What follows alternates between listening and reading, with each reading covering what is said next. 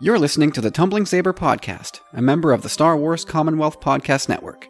Check us out on the web at starwarscommonwealth.com, on iTunes, Facebook, and Twitter, and take your first step into a larger world.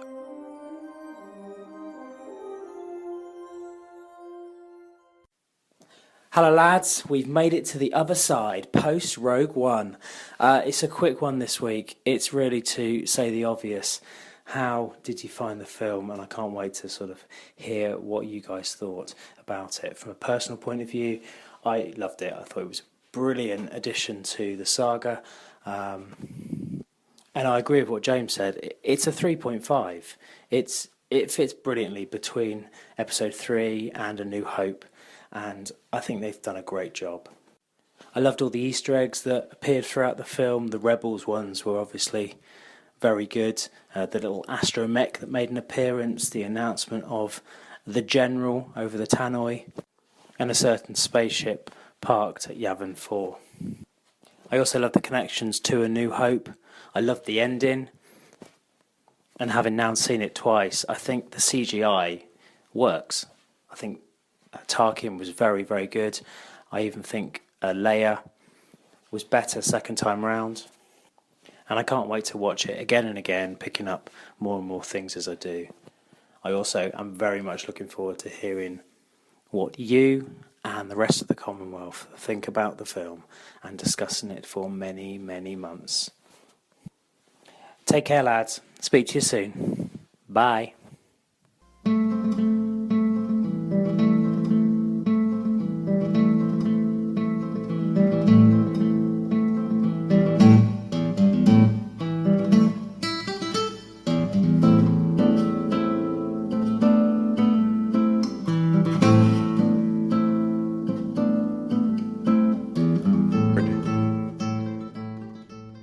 Ladies and gentlemen, welcome to episode 55 of the Tumbling Saber Podcast. And as you just heard off the top, we're kicking the show off with Ads Edition. And I get the impression that Ads wants us to talk about Rogue One. So we're going to do just that tonight. Because, they say the secret to podcasting success is to be unique and to do things that other people aren't doing. And we're pretty sure nobody is talking about Rogue One this week. So that's what we're going to do. We're going to upset the apple cart and zig when everybody else zags. So, we got a full crew here tonight. We'll say hello to Steve. How you doing, buddy? I'm doing great. How you guys doing? Oh, man. It's we're in a brand new honeymoon. Whew. And who else we got here? Corey, how you doing? Not too bad yourself. It's the aftermath, man. It's all over. I know. It's like Ed said, we are on the other side. It seemed like we would never get here. But as Star Wars fans, I for the last 2 years, a brand new Star Wars movie has kind of really pulled the rug out from under Christmas. Like that Thursday morning, waking up and realizing that it's Rogue One day. Oh my God. That's the closest I have felt to a legitimate excitement on a Christmas morning in probably more than 20 years. I'll chime in and say I get that feeling every summer at my golf tournament. Like that's sort of my new Christmas, is I get really excited leading up to that. And I did have it a little bit leading up to Rogue One, just all the anticipation we built on the show and with the dinner and our big bro date with, I think we were 6 in the end. But the advantage, or the thing that makes this better than Christmas, is once Christmas is over, you've got that hangover of like, that's it, you got to wait 365. But with Rogue One... And an actual hangover. Yeah, well, as an adult. If you're doing it right. And if you're doing it wrong. Both ways you get a hangover. But with this one, you get to watch the movie again, and it's just as good, if not better, than the first time. So it's like repeatable Christmas. Kind of, yeah. Love it. Absolutely. That's awesome. So let's before we get into the actual nuts and bolts of the movies, let's talk about our evenings. So, Steve, down in the Big Apple, what did you and Dan do that night? We took it pretty lax. It wasn't as crazy. We got our tickets beforehand, so we knew we had our seats. It was in the same parking lot as an Applebee's. Do you guys have that in Canada? Applebee's? No, but I think we know what it is. We've all been. Yeah. And we're all very familiar. Yeah. And so we actually just met up with our friend Jay, got him a ticket as well. So we kind of just sat, had some drinks, and kind of just talked about our theories and what we, our excitement. And then we kind of got to the theater like 45 minutes early. There was like nobody there. I guess maybe they were using only like 1 or 2 theaters. So we kind of just like hung out. We were first in line for the next showing. And we kind of just stood around. And then eventually the big crowd came and, we went in. Nice. Yeah, it was lax. It was cool though. Definitely, I think that excitement really ramped up, that last like 30 minutes of waiting. Our experience was kind of weird because for whatever reason, most of us ended up being late. Or at least a couple of us ended up being late. Corey was actually early, and I think Carlos was early. But me and James were plenty late. I'm going to say Corey was late too, because he wanted to get there at 7. I could have been there at 7. I didn't bother going home. Like, I just sat around the office and surfed the net till it was time. Put my Star Wars kicks on. Then I set out to meet Carlos. I saw those. Those were awesome. They're even more dope in real life. They're really cool. It was perfect weather for that type of shoe, too. It was not perfect weather for that type of shoe. Yeah, I went as far as saying that night that I think we saw it on the coldest place in the world. Like, it was so bitter cold that night. It was insane. I didn't see... You might be right, because I saw this meme that went around the next day that had our nighttime temperature, and then it was colder then, and the 4 places they listed were like Antarctica, the Arctic Circle, somewhere in Alaska, and maybe Nunavut or something. So, yeah, we were pretty cold here. Yeah, I saw that as well. I never know if those are real or fake, but I could believe it, man. It was absolutely freezing cold. Like we had dinner at a place called Madison's, and I decided to walk across the parking lot to the theater, which was a dumb decision. I don't know why I chose to do that, but it was so cold, I thought my entire head was shrinking on top of my neck. And we're only talking about it like a solid 500 meters, 500 yards for Steve and our American listeners. Like, not that far. Yeah, it's about a 4-minute walk. Yeah. Oh, I ran from the car to the theater. And, well, we drove, even though it was in the same parking lot, we drove from the restaurant to the theater. I did that. Even when, as soon as we opened the door, I just beelined to the theater. Dan and Jay were still hanging back. I was like, well, I'll be warmer longer than you guys. So. It's funny, I had deja vu after on the drive home. The same thing happened with the polar or Arctic vortex or polar vortex last year when we saw The Force Awakens. We were the coldest city in Canada or on the planet that night too, I remember. Really? Yep. That's nuts. Yeah, it's weird. Well, I hope we've paid our fair share now. I hope what we did becomes a tradition, but I hope the weather does not. Agreed. I'll put my little beginning to the evening in too, because let's start off by saying, and nobody said it yet, Corey, congratulations on winning the bet. Hey, thank you, man. Thank you for living up to your end of the bargain, because the funny part is the reason why James was late, Carlos and I were patiently waiting, just having a few pints and talking. And where is everybody? I don't understand. Then we get a message from James saying that, he conveniently forgot his wallet at home and had to turn back around. So it's true. Like the it's good true, sport Steve. that he is. I was on the road. I don't know about good sport, but I had a moment. I'll let you inside my head for a sec.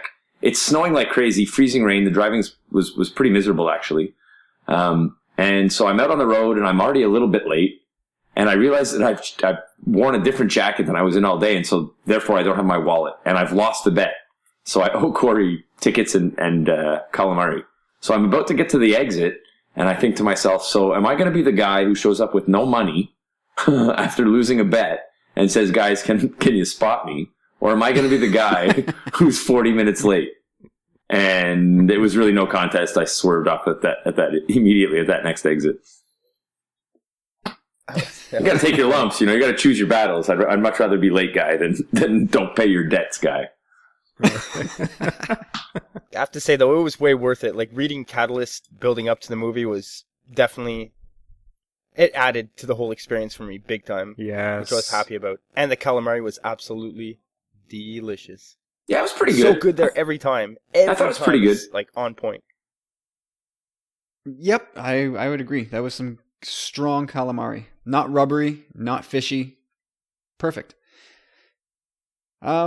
Yeah, I mean, we'll touch on Catalyst briefly. If you didn't hear Steve and I's recap and breakdown of the book, go back and listen to Journals of the Willing, and we'll lightly touch on the book here.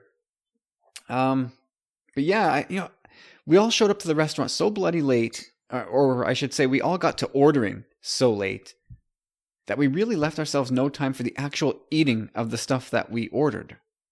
It's true. We had twice as much time with the appetizer as we did with our main plates. Yeah, so our movie was at 10:10, and our food arrived at our table at about 9:45. And the showing was at what time? 10 after 10. So we had about 25 minutes to eat and pay and get the hell out. Yeah, to scoff it down. Yeah, and I feel bad for Carlos because I don't think he got to half of his dinner.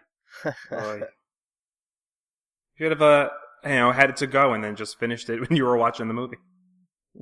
I have to say, while we're on it, quickly, we had dinner with Mr. Candido and obviously the three of us.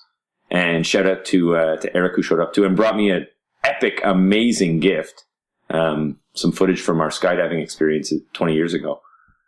But we had a nice time. Even though it was rushed, it was really cool to hang out with everybody and sort of build up the buzz and just sort of keep in the Star Wars bubble right before we went in. Yeah, that's awesome. Really made an event of it. Yeah. Yeah, I had a really good night, man. It was fun. Yeah, man. Good dudes for sure. It's definitely a different experience having other people there with you. Like for The Force Awakens, it was just Dan and I, and I mean it was great because we had each other to kind of bounce ideas off of each other, But having my friend Jay there, just having that one extra person, it really kind of just helps amp up the atmosphere. Yeah, for sure. You should It come really down does, here. and I have to say, I really. Yeah, it's true. Bring Dan. Hey, it's not that far. I'll make a vacation out of it. Maybe we'll Dan and I we could take the Friday or whatever off. Yeah, come up. An excuse not to see the family. Yeah. Yeah, it's really weird. For the 3 prequel movies, I went to see them with one friend. Like each movie with a friend.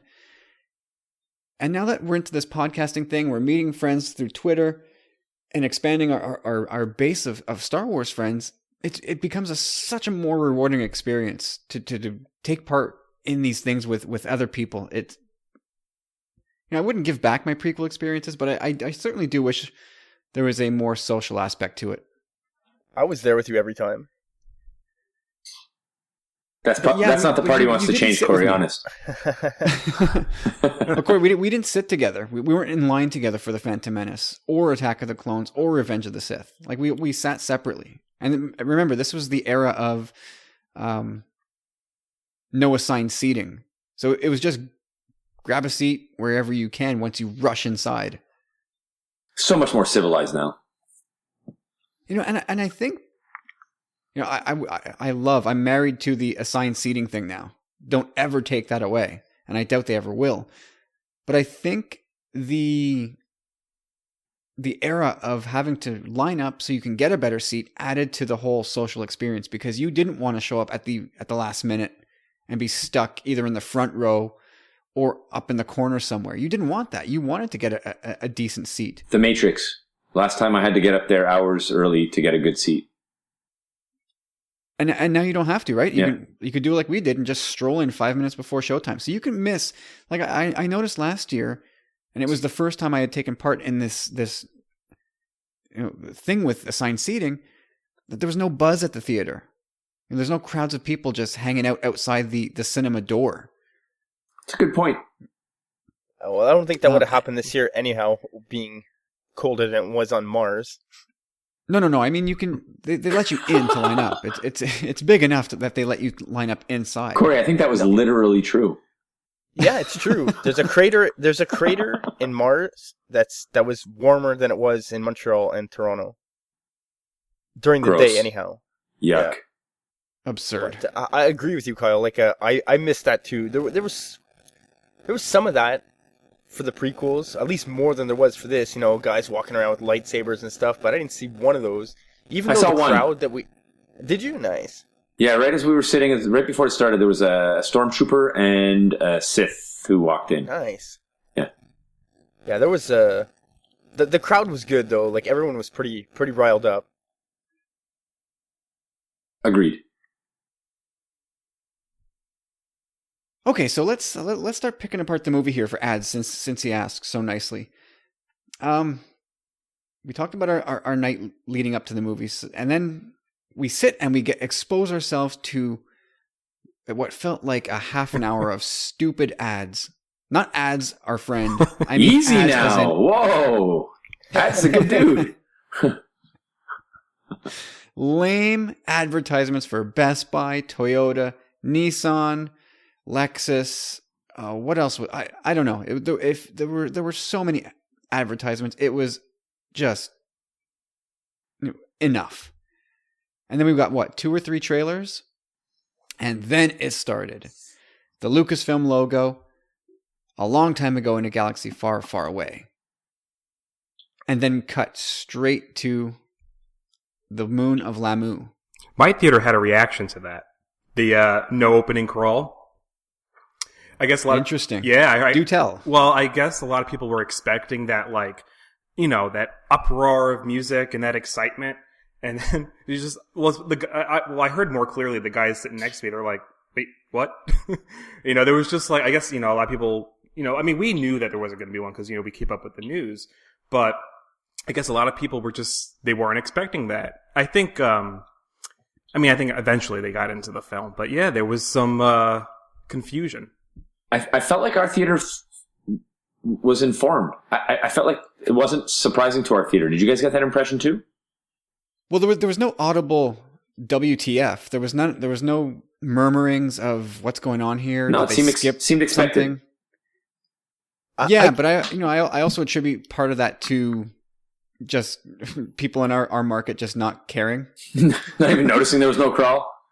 Maybe. Yeah, like I've been critical of how Star Wars has been treated around here in the last few years. I kind of gave like a giddy, girlish squeal when I saw the a long time ago part.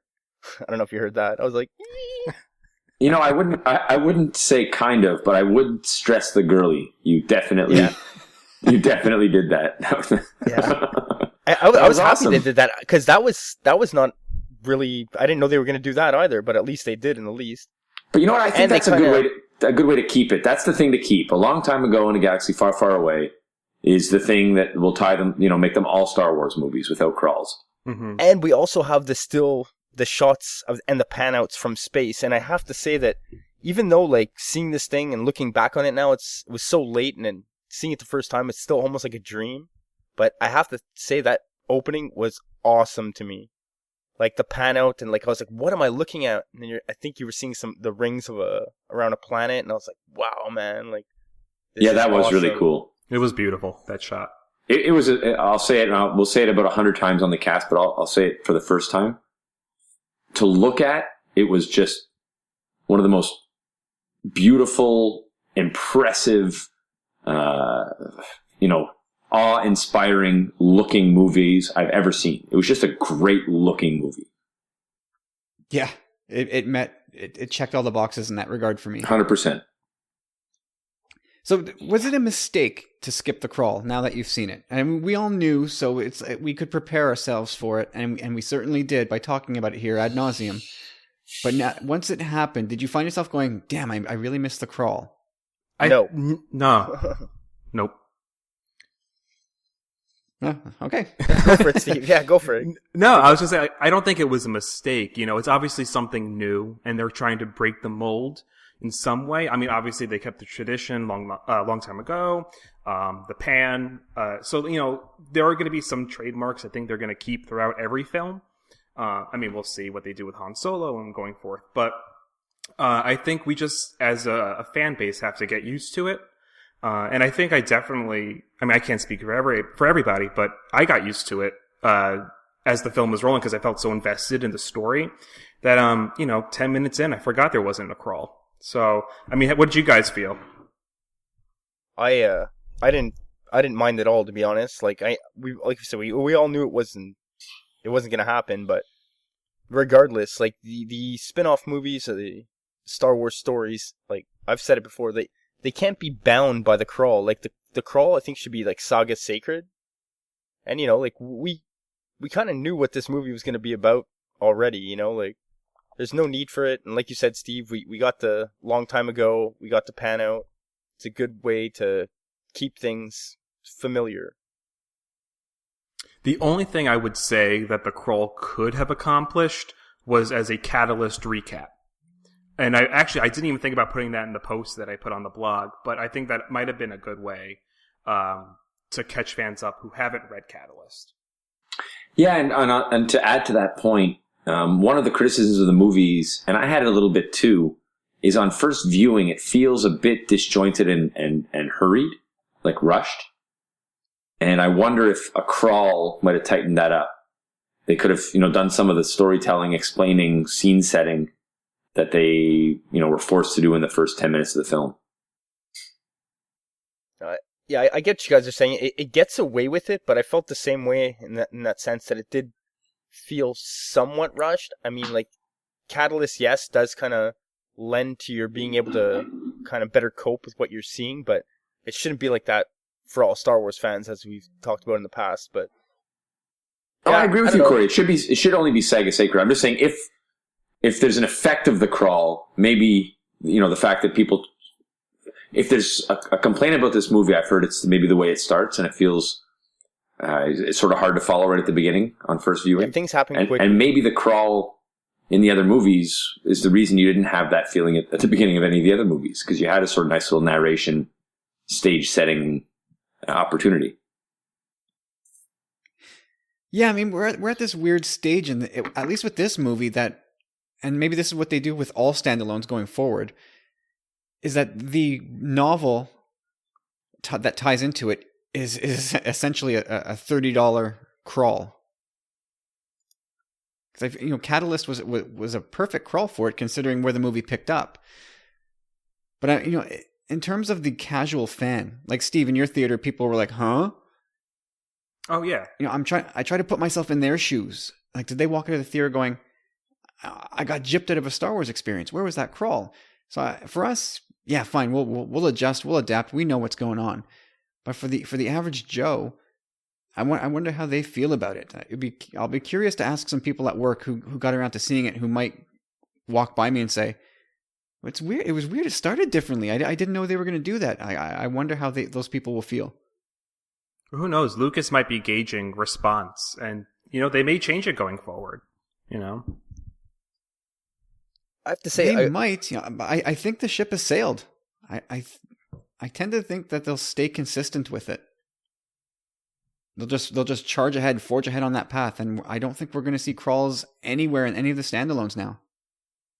Yeah, I agree. That's not. I could be necessary. wrong, of course. I've been wrong before. Keep the crawls with like saga related material, even if it's a new saga. I tend to agree. One thing I'll say, like, very again at the beginning, that threw me off a bit from all this, which was unfamiliar to me, and I wasn't expecting it, to be honest. But when they finally introduced the movie as Rogue One, it happened like, I can't remember. It was pretty, we had seen quite a bit at that point, Well, it was after the opening scene on Lamu. Okay. Once Saw opens that hatch and tells Jin that we have a long trip. Then it cuts to the Rogue One title card. It was weird not seeing Star Wars paired with Rogue One. Do you think? Or did that not really bother you? Because it was just Rogue One, right? It wasn't like Rogue One, a Star Wars story, or Star Wars Rogue One. It was just... It didn't bother me, only because we'd already been given a long time ago. Like, I knew. I think everybody knows. But yeah, I mean, anywhere did it say Star Wars.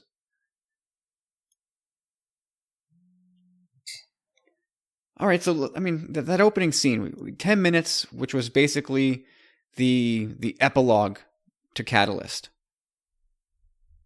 Yeah, and I thought it was a great opening scene, setting the stage with Jin and her family, and the tense relationship between Krennic and the Urso family. And did anybody feel like Lyra was kind of given the short end of the stick here? I mean, I definitely felt that. Having read Catalyst, I mean, we had an idea of like her character, and she had just so much, motivation going throughout that story, and there was definitely an investment. So I feel like they did kind of brush past her a little bit. Yeah, for sure they did. I mean, let me ask James, because I don't think James is the only one that didn't read Catalyst, and I don't know if you listened to our recap, James. I did not. I listened to the first 2 minutes So just to hear this sort of the sound. I wanted to hear how this show sounded, but for content reasons, I hadn't seen Rogue One yet, so I didn't listen. Okay, so what were your impressions? I mean, did you connect to the Lyra character at all? Were you like, Zero. oh well, she's dead? Unless you said her name, I wouldn't have known it. And yeah, zero connection. I barely remember her. She's the mom. That's what I know about her. But to be honest, that opening scene does a great job of introducing Krennic, I think. I like them right off the bat, and you get a very good idea as to like what he's about. And maybe Galen or so too. You get a good impression. But beyond that, like I didn't even get the impression that like Galen was like this loving father or anything from that scene. Like I think they failed to make me see the pain and torment he must have gone through to be away from his family. He wasn't always the best father, that's for sure, in my opinion. But maybe. Well, Yeah. he wasn't he was always a loving father. I don't think there's any question that he loved Jin very much. Just he was also married to his work, and somebody who's obsessed with their work like that just ends up being in this case a father divided. When he tries to please everybody, you please nobody. Yeah, and I think they did a good job by the end of the movie making me empathetic towards Galen. Like the scene where they... are we spoilering? Did we warn people about spoilering? Oh, we're spoiling. Okay, so everyone was spoiling. So that... Well, just in case. That scene where Krennic asks Galen to step forward and then kills all his, top scientists. Like, that added to what... that gave me a look into what Galen had been sort of living through. And how he was controlled and made to do things he didn't want to do. But I just found the opening scene could have been a little longer to give me a little look into like the family dynamic and how hard everything was supposed to be for those people after. It's one of the criticisms I'll come back to later. I don't feel like they did a good job in getting me invested into the main character, like they did with Rey or some of the other characters in this movie. Like I felt it a lot more in the feels when K2SO bit it than when Jin did. Yep. Mm-hmm. yeah, that's a brutal scene. Absolutely. Though. But touching back on Lyra, like I had the same impression as you guys. Like when when she does what she does, it seems out of character from her character in the novel.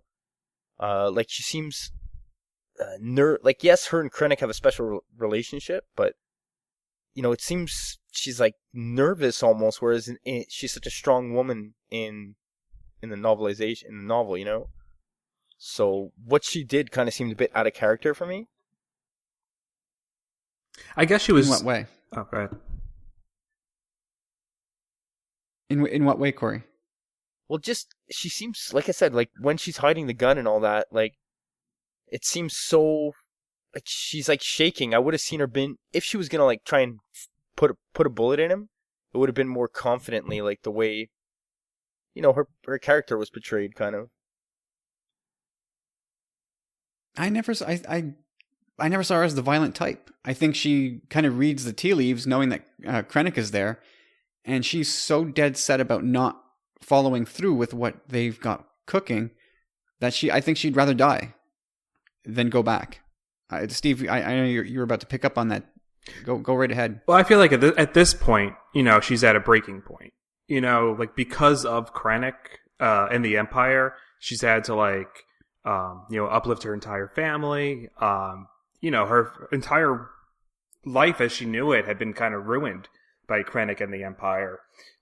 So I think her nerves come from, having to face Krennic now after fleeing. What will the Empire do to them if they're captured? So I mean, I see what you mean, Corey, but I think, it kind of falls in line with where the plot was going, and where her character and her motivations and were kind of heading. No, I gotcha. I see what you guys are saying too. Like, she was really against what was going on. And she's, like, got a very, like, soft spot, or she has a very keen understanding of the Force somewhat. Yeah, I mean, I was... Well, like in the book said she can feel the Force. Or she feels like she can feel the Force. Well, I don't know if she actually could, but she feels like she can, and she was happy with that. Yeah. Yeah, I'm glad they touched on that a little bit. Her moment with Jin before everything went down, and mentioning the Force and kind of passing that on to her. I like that they touched on that a bit, at least. Yeah, definitely. And the other main relationship in that book was Krennic and Tarkin, which I guess we'll continually get to. But those two were constantly at each other's throats in that whole entire book, and that I think that carried through flawlessly in the movie. Yeah. Oh, loved it. Yeah, so like I said, we'll get to that. So, not that we're going to go like play by play here through the whole movie, but beyond that opening sequence, which I think, like James said, it could have been a little bit more, just 2 minutes longer, just to give us a bit more of the family dynamic. But overall, I was happy with that scene as an epilogue to Catalyst. But then after that, it was almost drinking from the fire hose. It was one location after the next, and this is where after my first viewing, and I felt the very same way after The Force Awakens. I felt like I had just been staring into the sun for a while, and then I was at the end. My eyes are trying to readjust. My brain was trying to readjust here after Rogue One.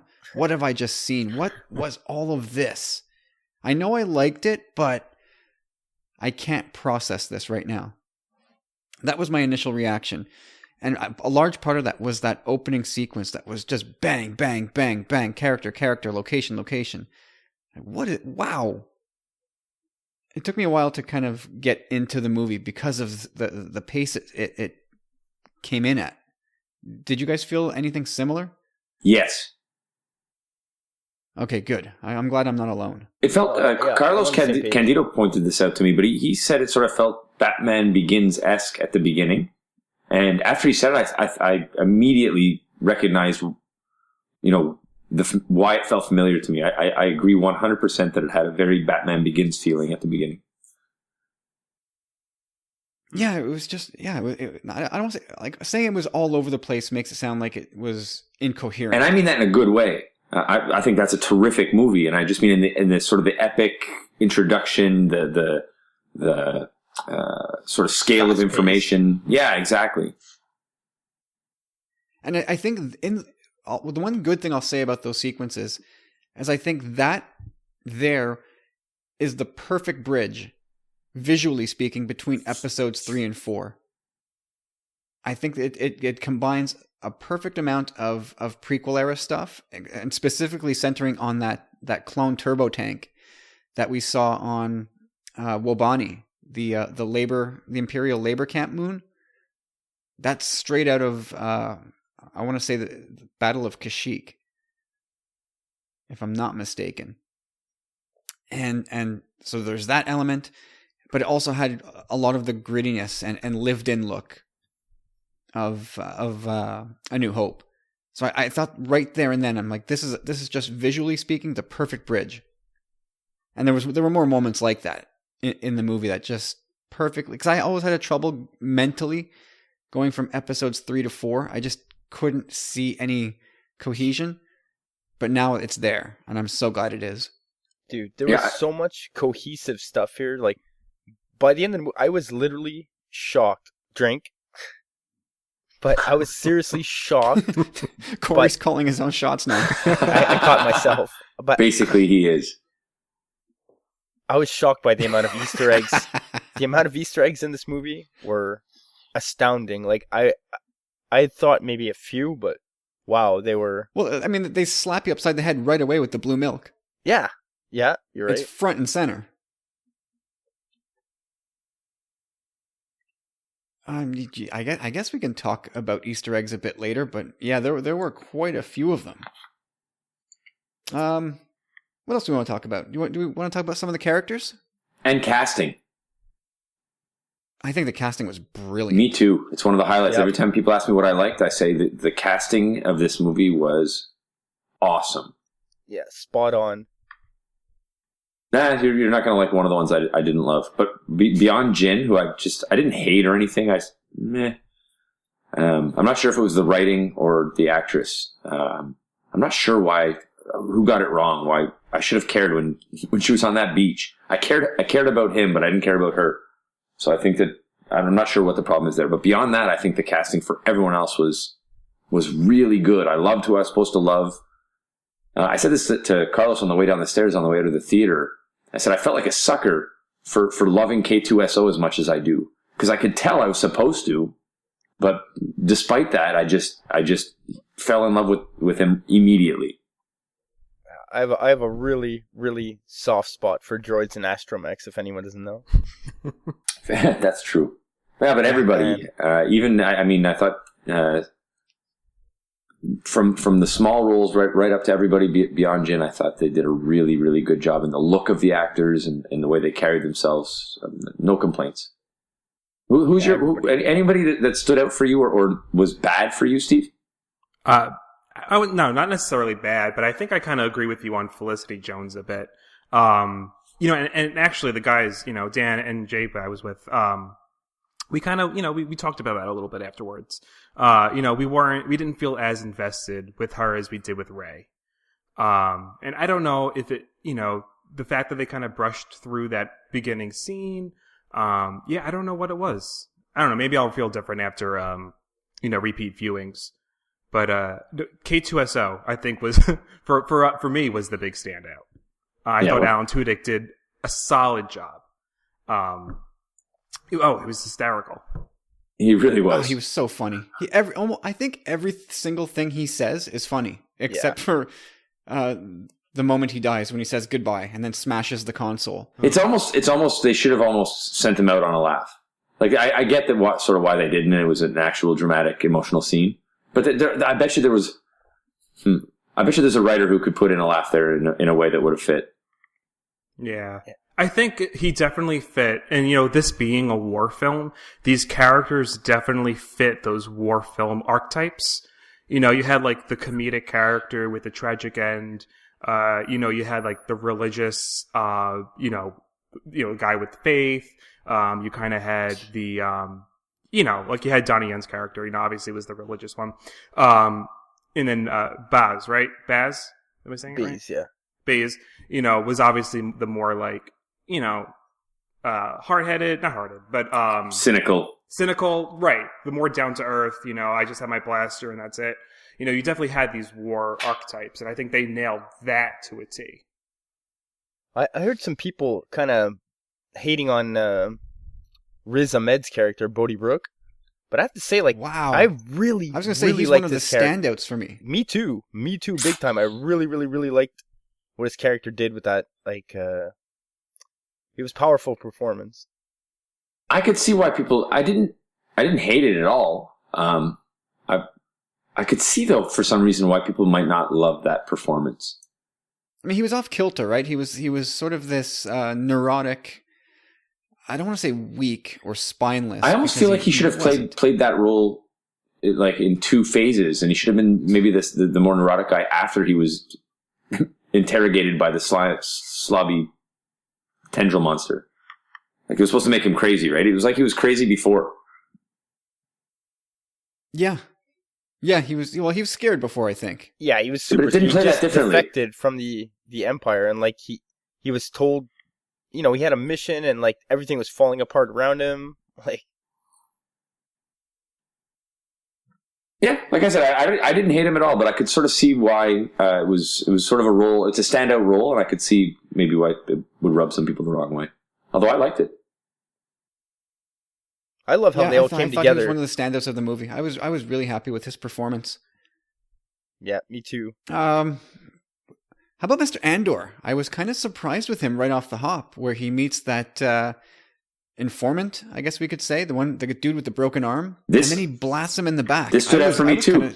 Is this like stunned by that? I was stunned. I didn't know if I was supposed to like or trust this guy. And since I didn't know background reading like you guys did, I really didn't know about him until about halfway through the movie. I thought he was like a double agent.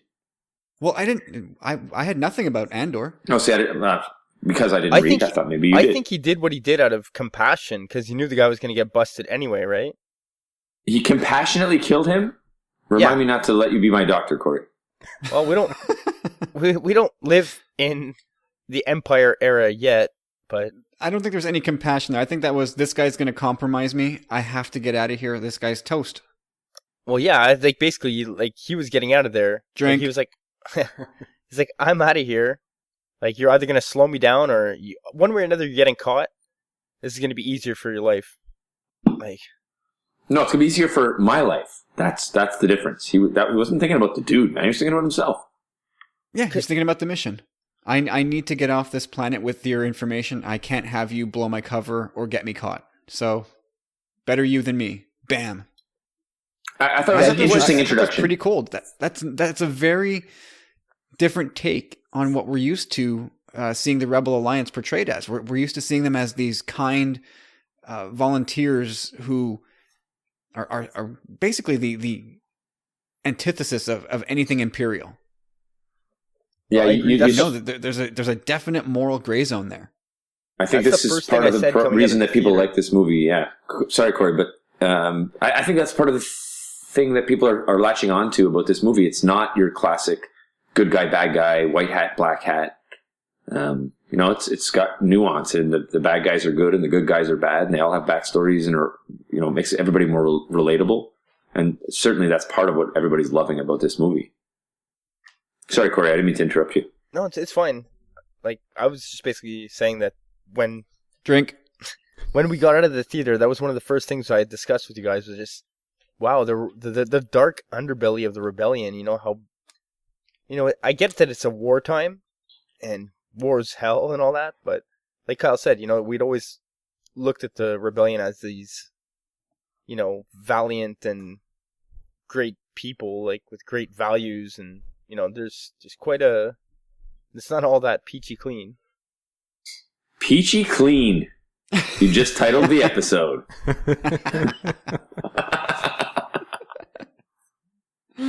Oh man, that's a pretty good one. That is good. So how about Saw Gerrera? He was scary Clone a War bit. fans know he was a bit weird, right? I mean, they definitely gave this guy all the hallmarks of somebody who we as Western people should not like. This was a guy who you could almost call this guy Osama bin Laden, right? Hiding in the mountains, the extremist insurgent. I mean, that's what they were going for, right? As far as the way this guy lives his life. Well, he almost reminded me of Vader a bit, the way he breathing from the mask and his mannerisms, and obviously being half robotic. I think he's meant to evoke that clearly. I mean, even when you hear him breathing through his little oxygen mask, you can almost hear like the front part of Vader's, the sound of Vader's breathing. I guess I'm trying to say, not the whole bit, but just part of it. He's at the end of his career there too. You could tell when it's all said and done, like he kind of seems, when he's talking to her, saying like, "Did you come here to kill me?" Like he almost seems he's gone a bit wacky, Oh yeah. Steve, I assume you know a little bit about Saw Gerrera. What was your take on this guy? Right. Well, I hadn't seen the Clone Wars episodes with him, but I mean, what I got from him from Catalyst and here, I mean, I think the impression we're supposed to get from him is kind of someone touched by war. Like you said, he's got that extremist, take, and I think he's a little unhinged. So I definitely think he's got a little of that, like not PTSD necessarily, but he's kind of got that wacky, almost like a Vietnam War vet. Vibe about him. So I think that's definitely, how they personified him. And I liked it. I was definitely digging it. yeah, again, he's unlike anybody we've seen before, and this is a guy who was so unconventional or violent in his approach to battling the Empire that the Rebel Alliance were just like, no, you go over there and do your thing, leave us alone. You're gonna get us all killed because you're nuts. Now he's supposed to come back to Rebels, right? Yeah, I saw that news kind of pass my field of view over the weekend. That's exciting, man. That is huge. So maybe we'll get a little more of a bridge. We'll get some more backstory of his relationship with the rebellion. Maybe we'll see how he got to this point a little more. Corey, do you notice how these guys keep saying bridge when they talk about things making the jump from like animated to the big to the live action? Yeah. Like almost like they should name a character Bridger if that character is going to make the jump.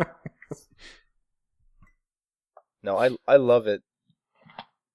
Like his character looks so cool in that poster that we saw of him coming to Rebels, and yeah, it makes sense.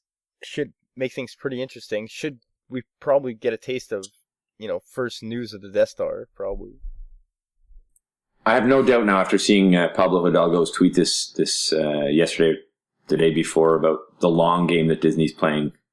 And I think there's going to be more related than even we ever hoped. I think they're culminating these stories to some really nice interceptions. And I think a lot of what we hoped to see, we're going to get. And then on top of that, even more stuff. I think, and we'll see what the fans think, because a lot of people don't want the Rebels to make it into this storyline, but it's obvious that some of them, the ship, some of the members are going to be there. It's obvious. Yeah. It's obvious some of them do. Yeah. And wow, were some people upset about that, as we talked about last week. Mm. Too bad, so sad for those people. Yeah, well, there's no doubt anymore. Yo, while we're on that topic, Kyle, do you mind if I throw one out there? I haven't. Steve, are you caught up in Rebels? Yeah. Okay, so do you remember the episode with Leia? That was season 2, or was that this season? I mean, I Season saw it. 2. It was season 2. I think it was the mid-season return. I saw it. It's one of the last ones I saw. So yeah. I mean, I don't remember every detail, but yeah, I saw it. Yeah. Anyhow, on the way out, I was walking with Kyle once. We're trudging away, trying to get to our car, And I said, "There's something I want to tell you. There's something I want to tell you. It's in the back of my mind, And I was thinking about it, and I couldn't remember, but it was basically Drink. the 3 ships that come out of hyperspace and just start ramming that Star Destroyer into the other Star Destroyer. Those, to me, are the 3 ships that they steal in that episode. The 3 hammerheads. They looked exactly the same. Right at the end of that episode, she helps them to accidentally steal 3 hammerheads, and for sure, Corey, for sure, those are the 3 same ships. And I hadn't seen that on Twitter till today. I didn't see it, but I had spoken to you guys about it yesterday, and I was kind of like, I can't believe no one had picked that up really yet. It wasn't out there, but it's out there now. Good eye, man. No, that's a good eye, and there's no way that's not them. Yeah, that's you know what I thought? I think there's a cool separation that was happening in this movie as well. Because I looking at that end battle, and there's no A-Wings present, whereas in Rebels, it seems like all we see from the Rebels is A-Wings, with the odd Y-Wing sprinkled in. Yeah. So I figured, why is that? But We're we know transitioning, now that not just the transition, but they've made mention before on Rebels about General Dodonna's fleet. Like, these Y-Wings are for General Dodonna, whereas in Rebels we've spent all our time with Commander Sato and his fleet. So I wonder if something really terrible happens to Sato's fleet as a result of their skirmish and their ongoing feud with Thrawn. Because why wouldn't they be present? I mean, the Ghost was there, so does the Ghost survive whatever Thrawn throws at them, and then just links up with Dodonna's fleet? Because it seems weird to me that there's no evidence of Sato's fleet being there. No, Sato, we've talked about it. I think Sato and Thrawn have a date with Destiny. I'm waiting for James to chime in with a stripper joke. Oh, Now on stage 2, your date with destiny. Give it up for Date with Destiny. Oh man. Anyway, that was a quick aside.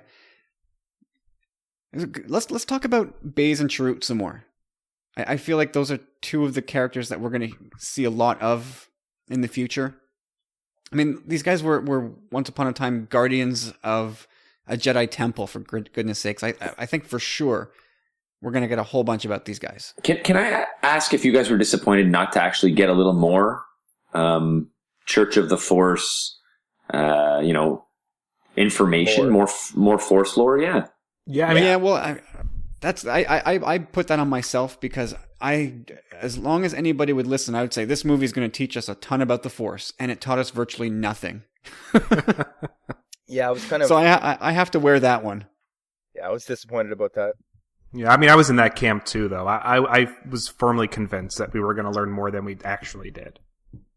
But I love the introduction we got of the nothing. character. He reminded me almost like of the cat from Alice in Wonderland. The way he starts talking to her, Yeah. That's a good observation. Isn't that the Worcestershire cat? Worcestershire. Worcester. Well, I guess maybe there is something to say about feeling the Force there, because he's blind. And yet he was able to sense Jyn from, the other side of the street because of her crystal. There's no other way for him to know that.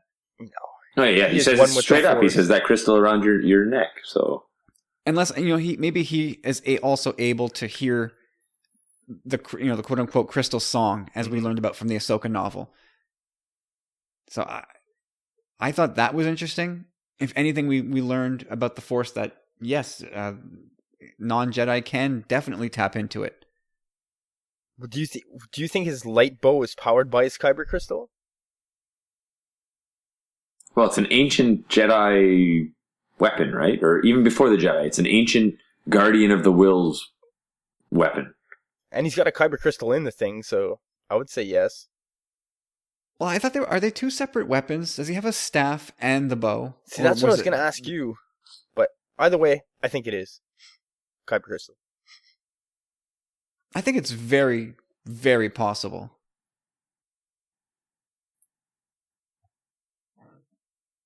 But I think those are two really cool characters. I thought that finally we got. I was almost expecting the guys from Kanja Club, with the way they were talked up with their martial arts skills. I thought that's what we were going to get from them to a certain degree, but instead we got like full on Donnie Yen kicking ass. Yeah, and they played well off each other too. It was a good, buddy relationship, sort of the yin yang thing going on. I thought they played. I like both of them. I have zero negatives to say about any of it, actually. In fact, for me, those two were sort of some of the highlights of the movie. Yeah, I noticed fans are actually really taken with them. I've noticed a lot of just memes about them, and people seem to really be digging that duo. They just had enough, like they were impactful enough that they weren't left out of the movie, because it almost felt like they could have had more. But no, I was a big fan. Corey, I think if there's one group, one twosome that you haven't talked a lot about, it's probably these two. A lot about Saw, a lot about the droids. I put them on the poll recently, and we'll talk about that at a later date, but I thought they would have done a lot better. To me, they seem like I've said it before, the odd couple of the galaxy far, far away. They're like the yin and the yang, the perfect match. Like they played off each other really well. The Kyle and the Corey. Yeah.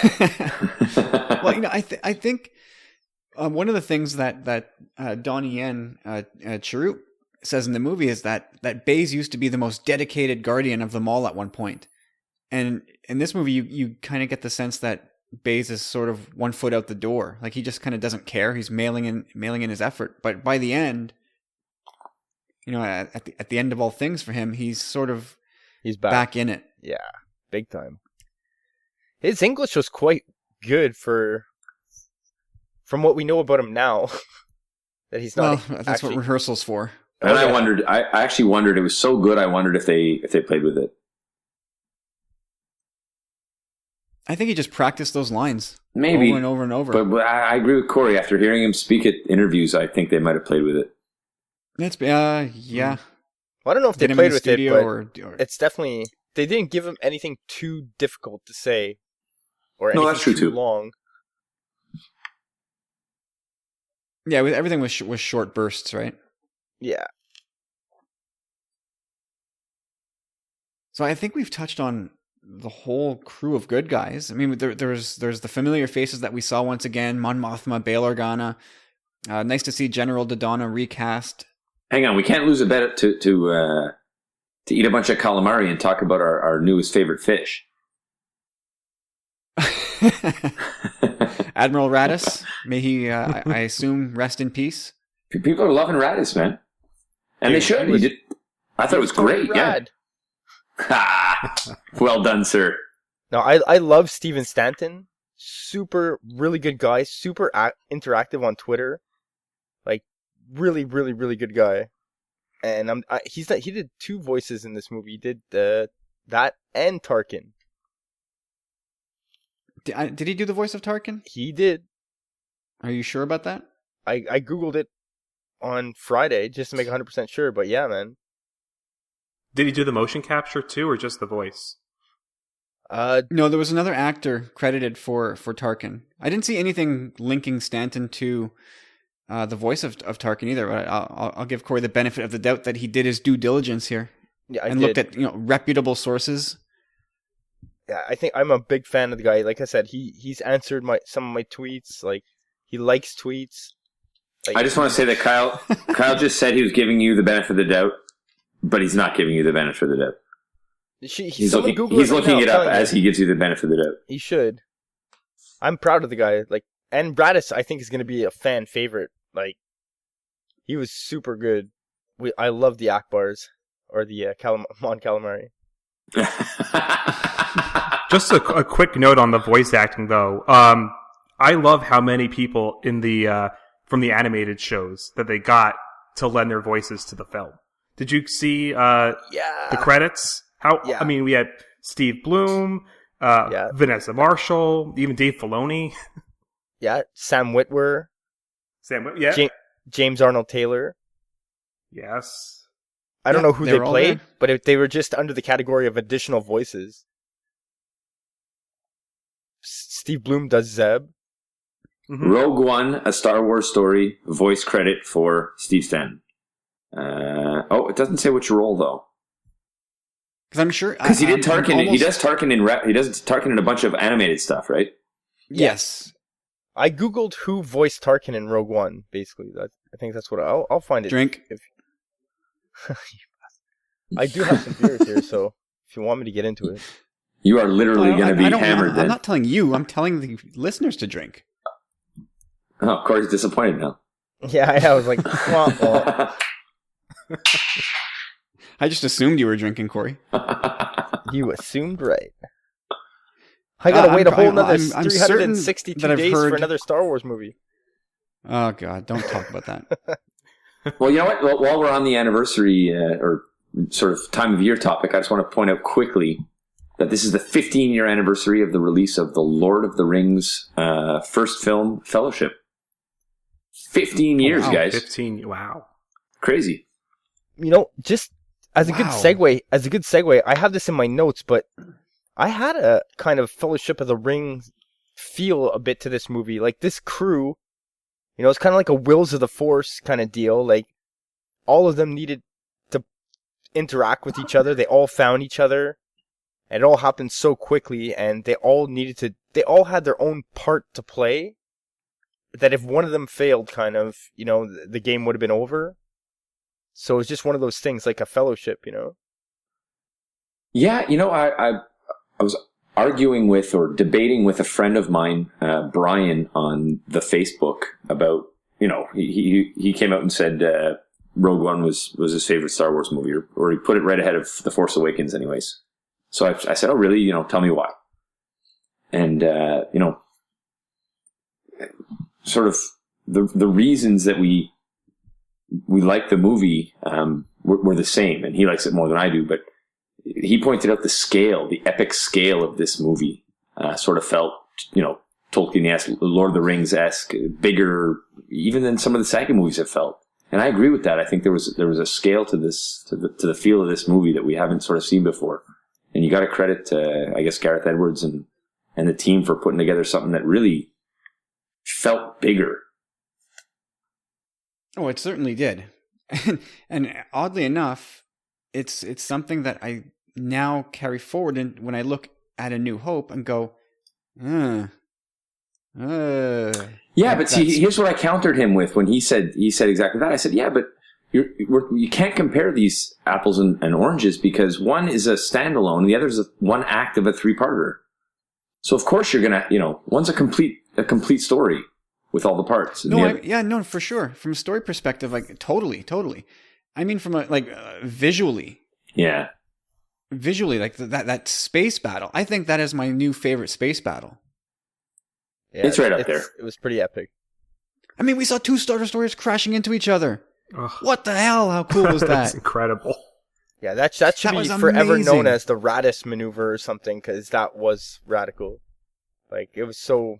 It was surprising. Like, I'd seen people on Twitter like, man, those ships are powerful, because there was nothing that Star Destroyer could have done. That one scene while you're on at the power where the Hammerhead drives in, and then that's what I'm talking about. A bunch of there's a specific moment where it drives in, and then sort of a cavity gives away, and it sinks itself into the Imperial starship even a little bit more. Like, it sort of shows the weight and the power of the Hammerhead in that scene. Yeah, I mean, that was so cool. I mean, and you knew it was coming too when you see them call up the Hammerhead, get me a Hammerhead Corvette, and oh my god, you can kind of detect what's about to happen. But I didn't see it fully. I thought they were just going to ram the Star Destroyer into the shield gate. But instead they rammed one Star Destroyer into another and then trashed the shield gate. I was blown away by that space battle. And I also found myself, like, the second time around, really trying to find more shots of the Ghost, and I did. I actually saw more than one shot of the Ghost first viewing. Yeah, me too. I caught 2 or 3, just because the tail lights are sort of easy to see. I mean, you see it kind of take off for hyperspace, and then there's one where it flies right across Raddus's viewport. Oh, it's front and center. That's the one I think I saw. Yeah. Yeah. Epic. That space battle was epic. I've made mention on the show that I love the X-Wing. I'm a sucker for that workhorse. And we saw it unleashed in this movie like we've never seen before. I loved seeing it untethered from stop motion and just free to roam and do its thing. It was amazing to see. Yeah, they could have... I would have really died to see a bit of a longer shot, to see it do a barrel roll or something, Oh, there were a couple of sweet barrel rolls, like right at you into the camera. Really? Somebody needs a second viewing. Obviously. Yeah, Corey and I both do. We'll go maybe we'll go this week, Corey. I'm planning on going on Tuesday. Nice. We're going Monday night, tomorrow. I can't go Monday, Tuesday, Wednesday. I'm booked up. I'm going to see Juniors on Monday night, boys. Cool. That's hockey, Steve. Oh. Thank you. You're going up to Boisbriand? I don't even know where the game is. I think it might be it could be in Boisbriand. If that's the case, I'll just stay at work late. Yeah, you may as well. All right, let's take a pause here. I hear Carlos knocking at the door. He wants to ask us a couple questions here. And so we'll take a wee little break, hear from Carlos, and we'll come back and see what he's got to say. Tumbling Sabres, your friendly neighborhood Carlos Candido here with a quick little question this week. We saw Rogue One, man. It was awesome. I loved it. Vader was badass. And we had a little debate going on as to whether or not Darth Vader... Are we doing spoilers? Can we do spoilers? Do we have to call spoilers on this? I'm not sure. If this is spoilers, maybe play it next week. was Vader really a badass, or was he weak for letting the disc go through that door? I know I have my opinion. James has his opinion. I want to know, Kyle and Corey, what you guys think. It was awesome. Had a great time watching the movie with you guys on Thursday. May the Force be with you. Carlos, out. And there goes Carlos. Good friend of the show. Had a great time with Carlos on Thursday night at the opening. Carlos, how about you get some Habs podcasts out there already? And while we're on it, thanks a lot for the kick-ass T-shirt and super dope CD. If anybody hasn't done so yet, go check out Mr. Carlos Candido's music, because this guy knows how to make great songs, great music, worth your time. Check him out. Yeah, anybody who's listened to this podcast for a while has definitely heard his stuff at the end of each show. And I've gotten numerous people coming to me from out of the blue saying, "Who did the music? Like who is that at the end of your show?" And it makes me so happy to tag Carlos and say, "That guy, he's right there. Talk to him." Hey, he's a cool dude. And like that song, it's so catchy, that song. And it's funny, him and I, we definitely had the presence of mind to bring some Christmas gifts for our fellow friends and teammates. No? Yeah, I'm a terrible person, so I didn't. Yeah, I agree. I just want to say, Corey M says thank you for the pickles, but why didn't you get me anything? I did get you something. I'm just kidding, dude. I should have put that shirt on for the picture. I was really mad when I saw the picture of you guys in your Tumbling Saber t-shirts on Twitter, and I'm not wearing my my super dope caricature picture, which is really cool. In fact, anybody looking for it, I promise to tweet one out, a picture tonight. So check out my account, Tommy Bombadil1, for the really cool t-shirts that Corey gave us for Christmas. Yeah, indeed. And I think Corey's going to eat his words a week from now, because James knows what I've got for Corey for Christmas. Oh, I am in fact aware of gift giving between brothers, and Corey, words will be eaten. Nice. Good. It's pretty dope. Pretty dope. Nice. I love dope gifts. I'm so happy. It's true, not man. Dope, Corey. It's not dope. They didn't buy you a bag of weed for Christmas. Calm down. I don't know. It's just, it's rare that you get, like, Christmas for me is something, I don't want tools or practical things. I want things that I want, comics and toys. It's never I am right there with you. No, I'm the same way. My birthday's coming up, and Dan got me the BB-8 Sphero. Dude, I just saw that on Facebook, like, not too long ago. That's awesome. Oh, yeah. Oh, my God. It came with the Force Band. I haven't mastered that yet. It's kind of really difficult, but you can control it from your phone. And it's just got some cool stuff. Yeah, it's fun. There's a thing I want to try where you could set it to, I guess, watch The Force Awakens with you. And, like, I guess it just makes noises when BB-8 shows up on screen, like, just different parts throughout the film. It seems silly, but I feel like I gotta try it at least once. That sounds pretty funny, actually. I would definitely use that feature. Yeah, right. All right, so let's talk about The Man in Black. We haven't done so yet, and I'm sure more than a few people have said you've gotten this far and not mentioned the awesome Vader scenes in this. So last week we talked about how much Vader are we going to get. And the answer is not much, but I think James and Corey had opposing viewpoints, and I was a bit not spoiled, but I was putting a lot of stock in what Kathleen Kennedy had said, in that he's not in a lot of the movie, but when he does, he makes an impact. And sure enough, I mean, who among us saw this movie going to Mustafar of all places and seeing Vader in that state, in that vulnerable, prone state? Like that was incredible stuff. And that was definitely Mustafar, right? I mean, it looked like it. No doubt. But I was surprised, like, because throughout the whole film, we had gotten all those, like, lower third title cards of, like, the planets we had visited. And I was surprised. That was a built-in spoiler protection. Yeah. If they would have put Mustafar before that scene, and then dove into a castle and a back to tank, we would have known. So I think it was just to keep it until like the last second visual spoiler. They didn't write Mustafar at the bottom. That's my opinion anyway. No, I see that. I agree. Yeah, I'd say that was one of the coolest things in Star Wars ever. Like that again felt Lord of the Rings-ish to me, like Mordor style. Like I was like, wow, man! Like it felt legit. It gave a whole sort of credibility to the Vader backstory to me. I thought that scene, and I'll make a big point to give a lot of love here because I'm going to get some hate later. But I thought the first Vader scene was really epic, and I've said to more than one person, maybe the best Vader scene in any Star Wars movie. And he doesn't have a line, and you don't see the black suit. But I thought with the red, the Imperial Guards and the Sith Butler and the Bacta tank and the sort of like half chopped up, super ripped body, like I just thought he looked really cool, and the whole idea of it was it gave more.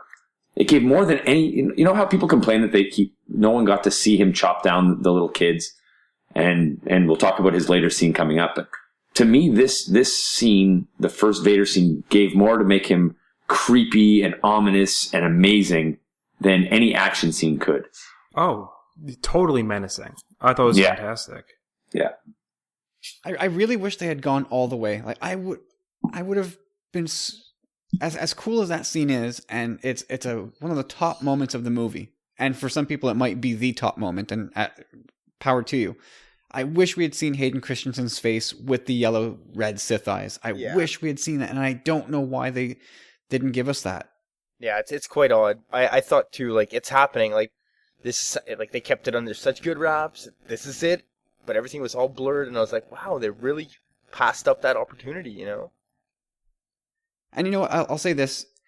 That scene was spoiled for a good many of us because somebody at Lucasfilm okayed that creature feature little 2-minute video where you saw I guess it was like a maquette or a mock-up of Anakin in that state. Like and of course that's not necessarily confirmation that it's in the movie, but come on. Fans aren't dumb. We can put 2 and 2 together that you see a half chopped up Anakin. It's obvious that in that state he'd be sitting in the back to tank that we saw in the trailers. So this is a funny complaint to me. In that. I have to say that complaint is funny to me. Just in that you guys eat up every single visual piece of thing you can spoil yourself on, but just because it was like sort of unofficially or accidentally released, it annoys you.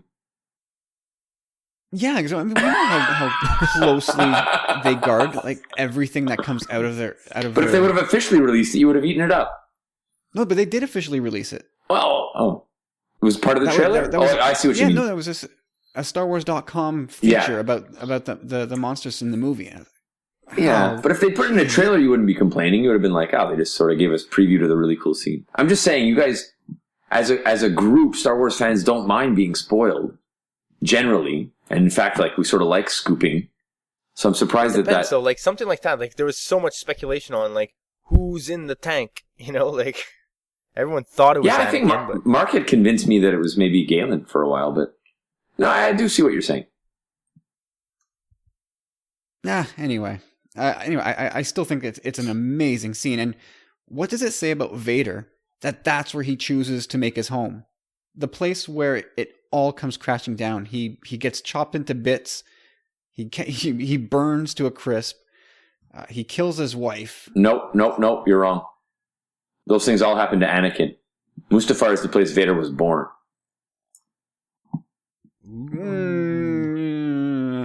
I don't know. He was dubbed Vader well before that. Yeah, but he wasn't chopped up into little pieces. He didn't kill his lady. All the like really traumatic things that happened to him. Killing children? That didn't happen to him. But yeah, okay, fine. The killing children part was maybe the start of his turn. But I think Vader was born on Mustafar. The Vader that we know, I think he was hardened on Mustafar, cemented, I guess, in a no, he's there's not no going Vader. back way. He's not the Vader we know without having his limbs lopped off and being put in that suit. That's what I'm saying. I get what you're saying. I did a lot of thinking about it. If my wife had died at my hands or not, I would not want to be anywhere near the city, country, planet that happened in. So for him to want to live there just tells me that he's got to be thinking at it from a different perspective. I don't think it's got to be like, that happened to someone else. I'm Vader. This is, I began here. This is my home. So I see it as he kind of fuels off the self-loathing. Maybe. Yeah, that's the way I get it. Because they do say hate would be good for sithing. Yeah. But by the end of this movie, then coming around into A New Hope, when he finally meets the Tantive, what is it, 4? Curling Corvette they're chasing. It's right above Tatooine. He's got to be like, oh boy. Like, now the Force is at work here. Yeah. That's kind of my answer to... I'm sure that's exactly the noise he made in his head. He was like, oh man, I hate sand. Especially being in this suit, I really hate sand double now. That's what it was. But yeah, all right, so let's go ahead, Corey. That's kind of my answer to Carlos's question in a way. Like, like I think it's the wills of the Force and the fact that Vader, he had probably at least a good 5 to 10 guys firing at him while one guy was trying to get the Oh, we're not there yet. We're not there yet. Slow down. Right. Slow down. Take a step back. Okay, so Corey was there. He's racing on ahead here. But let's set the stage. So that's the one impactful Vader scene. And then there's the second one right at the very end of the movie where we see these hapless guards trying to deliver that stolen data tape of the Death Star plans to Leia's ship. And then out of the blackness comes, or you hear the sound of Vader breathing. And then the saber ignites, and it's over. It's over for these, 8 to 10 guys trapped in that hallway.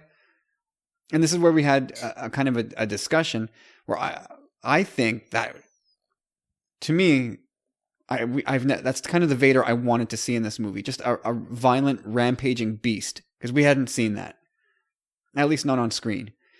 And James had a really good point. I'll let James take it, but it makes for a good conversation. It's not that I didn't want to see the rampaging beast, and I agree with you. The scene is epic. My one problem with it, if there's a problem with it, is, to me, they should never have put Vader in the same chamber or room as that disc. Because to me, he makes a statement at one point where he says that the power of the Death Star is nothing compared to the power of the dark side. And we get to see what that means in this movie. We get to see tiny little blasts ripping apart the face of planets. So if that's nothing compared to the power of the dark side, then to me, to put the Sith Lord, most badass dude in the universe, in the same room as the disc, and to have that disc get away, makes him look weak. Like, I know it was cool, and I love to see the right lightsaber. I got the chills like everybody else. I wish he would have plowed through 10 guys, but the disc wasn't in the room. Because when he force pulled those 5 guns out of their hands, those 5 blasters at once, I'm like, why didn't he just force pull that disc he wants? And then he pinned that guy to the ceiling. I'm like, why didn't he just pin the guy who has the disc to the ceiling? And then the door wouldn't close and open. I'm like, why didn't he just force... Anyways, I could go on and on, but as much as I love the scene, I don't think he should have been so close. Right. I do have a thought on that, though. Like, I think part of Vader's flaw, though, is that he overestimates himself. He's a badass, but he's not perfect. It's Vader is the one that says, the power of the Death Star is nothing compared to the power of the dark side. Well, of course he thinks that, but in his case, it may not necessarily be true. And we see that when he's Anakin. He's very overzealous. Well, there's that scene, right, in Revenge of the Sith on Mustafar. He says, "You underestimate my power," and then promptly gets chopped in half. Yeah. I have the So high there is that ground. overconfidence thing. So I think him losing the data tapes is just a testament to his overzealousness. I think he thinks. But so what you're saying is a weakness. It's his weakness. And what I'm saying is that scene makes him look really weak, and so you're agreeing. So I'm gonna Careful go- now, Steve. I'm agreeing. No, I'm agreeing in the sense that he thinks he's not weak. Yeah. And I don't know. I think he's scary, he's menacing, but he is flawed. So I think that failure helps motivate him going forward. Yeah, and Carlos said sort of a similar thing in our argument. He said, he's so passionate about battle that the thrill of the battle, made him take his eyes off the prize, the bloodlust. And I can buy that. That'll be the excuse that I accept. But given the choice, I still wish they executed that bloodlust scene, 10 rooms away from the actual disc. Just to me, to have the disc in the same room with him just looked silly that it got away to me.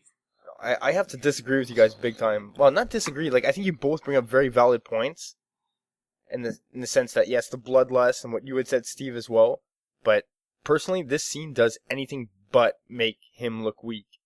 Like, one way or another, he was not getting his hands on that data disk, whatever it was. The Force plays the long game. For sure he can't. We know what happens. He can't get it. So don't put him in the same room with it. He can't, because it's the wills of the Force. Like, no matter what he did, he wasn't getting him. Like, the Force was changing. Like, the tide was turning. Like, he wasn't going to get it. And at the same time... Boo, boo. That's boring storytelling. Everything's predetermined. Boo, boo, wills of the Force. Boo. He still has to get through 8 people to get to this one guy.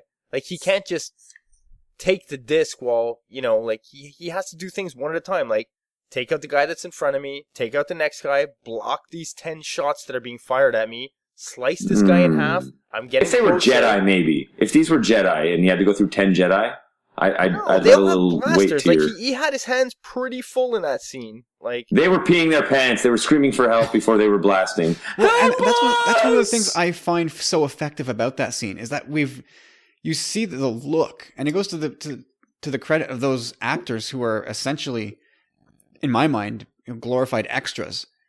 They were great. They did look terrified, for sure. They were the terror on their faces. They see this guy stalking down on them. Doesn't mean they didn't try and kill him. Like, Vader had his hands full in that scene. Like, he had a lot on his plate before he can start trying to snatch that disc. Like, it's imperative to get guns, like 5 guns out of people's hands before it can get to the next level of what I'm trying to achieve. Why not grab 5 guns and the disc, dude? I don't know. I just don't think it's that easy. Yeah. If you don't put them in the same room, I don't ask those questions. I don't know if this is worth asking or not, but I'm going to ask it anyway. Do we know that Vader knew that final guy had the disc? Well, what's he doing going after those guys? They're just pleasure killing? Of course he knew. Like maybe No, he knew. Vader they knew the transmission had been made. Yeah, he knew. No, but maybe Vader thinks the disc is already on the ship and he has to get through these punks so he can get on the ship and then tear the ship apart. Well, I guess if you could prove that to I don't me. know. But did Vader see that little disc in that last guy's hand up against the door? Well, if you tell me he didn't, that would make him look a little bit weak to me too. He's a Sith Lord, like aware of like what's going on in that room. I don't know. I just find they put him against 10 nobodies. These were peons in helmets. They were extras, glorified extras, as you said. These weren't even like soldiers. These weren't like generals. These weren't Jedi. But they were pawns. Let's peel back here. What would we told about this movie? It's ordinary people doing extraordinary things. Yeah, and I know that applies to the cast, but what's more ordinary than these peons defying a Sith Lord? Well, my problem with that scene is we've got an extraordinary person doing ordinary things. Who does ordinary things? Vader. Very ordinary to let that disc get away, dude. You call very that ordinary. Scene ordinary is like beyond like concept to me. Like that scene was anything beyond but ordinary. It's not that I'm saying the scene was ordinary. I'm saying him letting the disc get away was ordinary, average, like mid-level bad guy, not Sith Lord level stuff. I will agree with that, and I'm sure that will play out, because what we know from the comics and expanded universe stuff, that the Emperor often ends up being really pissed off with Vader for his failures. Like, Vader is constantly trying to grovel at the Emperor's feet for approval and forgiveness. He's always looking for that, to reach that next rung in the Emperor's eyes. So I'm sure that we're going to learn that when the Emperor finds out that Vader didn't get the disc, he's gonna I don't know what he's gonna do, but it's not gonna be pretty. It's gonna be made very clear that the Emperor is just livid with him. Just like that time on Robot Chicken. What are you crying again about, Padme or Padamama or whatever it is? Oh God, he's crying. Well, very much that. Very much that. I mean, not obviously in that tone, but I'm sure we're going to see that. Vader's always trying to live up to the Emperor's expectations, because that's just, he's just a slave to this guy now. I got the shivers, dude. I love that scene, eh? Everything about the feel, the look, the presentation of that second Vader scene, I got the appropriate chills when the red lightsaber lit up. The whole thing did what it was supposed to. That's the third Vader scene, though. It's just 3 scenes, no? Well, 2.5. That last scene. All to say, I don't really... It's really my only flaw with the movie. It's the thing I keep coming back to. It's just that one point of the disc being in the same room. But I can get past it. In fact, like, there's probably something in that scene that maybe is more troublesome, and it's the way Vader moved. I'll deflect to Kyle on that, because I think you share that sentiment, but maybe that's a bigger problem, no, Kyle?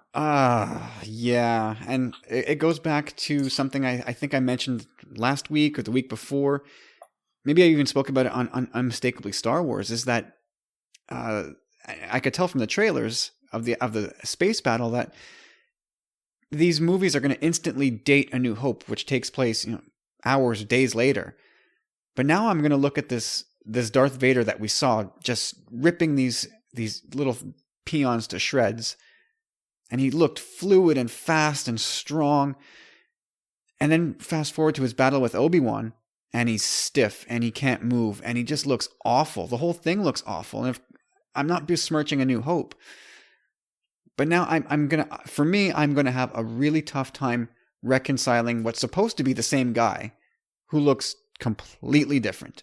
Well, first of all, Steve, in A New Hope, they don't even have a saber I want to get batter. Steve's take on this. I want to get Steve's take on this one, because the three of us have kind of talked it out, but I haven't been down this road with Steve.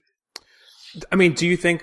Well, I think that's probably one of those things they may eventually fix within the canon. I mean, what was the big complaint with the Death Star? How easy it was to get that exhaust port, and they kind of built that into the story, that Galen was the one that put the flaw in. Brilliantly. It's one of my favorite things about this movie was how they retconned that. Brilliant, Steve. Great point. So, I mean, that might be something that they eventually retcon. Maybe there's something that happens behind the scenes of A New Hope.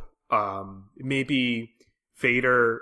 So, I know how you're talking about how Vader kind of answers to the Emperor. So maybe there's a quick scene... Because I don't know, is it implied that after the Tantive 4 escapes with Leia, how much time elapses during that chase? Like, how far do they get away by the time Vader meets up with them? Because remember, when he meets up with them, Leia's trying to convince him that they're just on a diplomatic mission to Alderaan. So, which kind of seems like a nonchalant explanation, considering that he was just chasing them. So there's got to be some time in between that maybe Vader's confronted by the Emperor. Maybe, I don't know, maybe the Emperor kicks the shit out of him. Who knows what happens?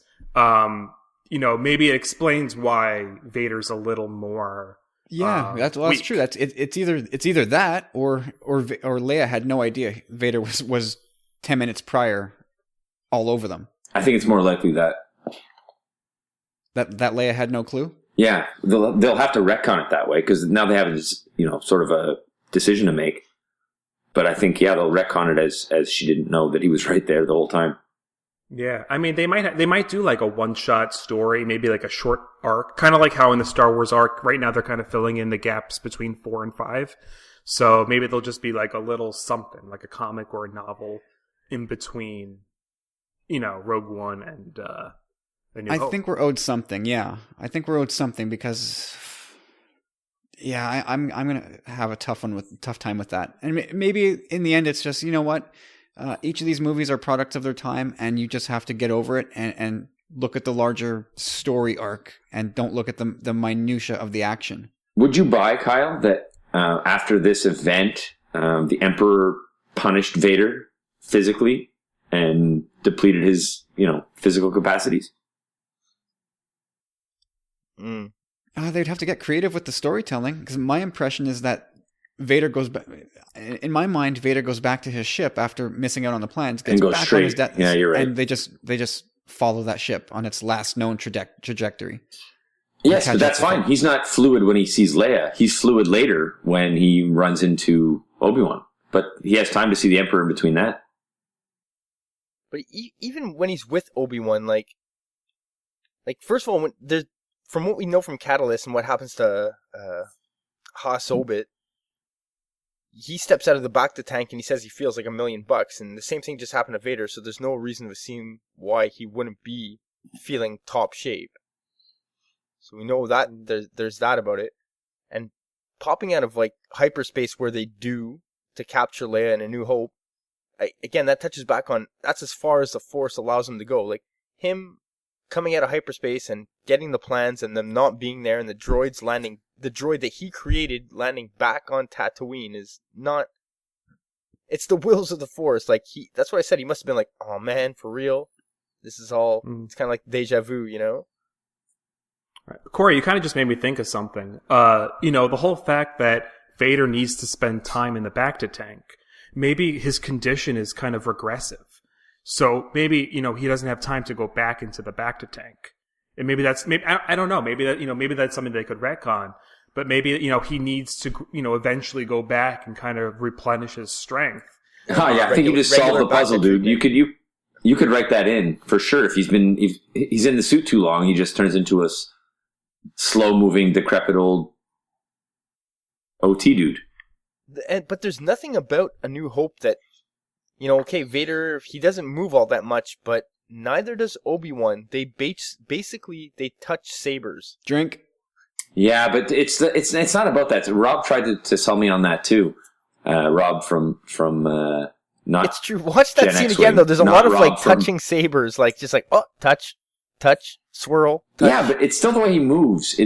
Even if he's fighting an old man. So if I play basketball against like an adult who's better than me or my 5-year-old kid, I still dribble the same way. Maybe not as fast, but I don't have a different body type when I play against one and the other. And Vader, he just moved differently. I mean, you can try to explain it away, but they're going to have to. The footwork was terrible. Everything. Yeah, there was just no fluidity to Dave lumbering Prowse's movements. oaf. That's the word I keep using him when I text people. He was a lumbering oaf.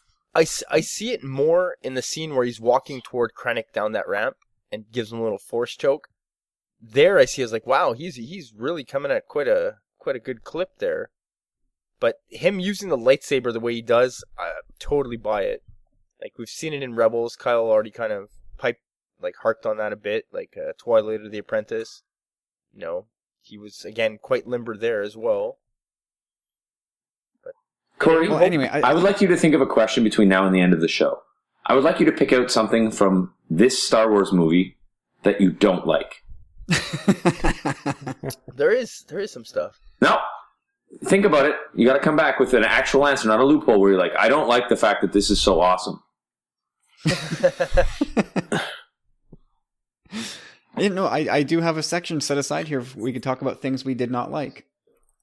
And I have notes. I'm done. I've actually explored all the things I didn't like. I hope I didn't come off too negative because I really did enjoy the movie. And I had that one Vader scene that I didn't love. No, I mean, that's part of being a Star Wars fan. We're allowed to, comment on the stuff we didn't like, even though we love the franchise. Yeah, how's this for... Not everything is puppy dogs and rainbows and ice cream. Corey. how's this okay? Like I'm not a big fan of this. We just talked about this a second ago.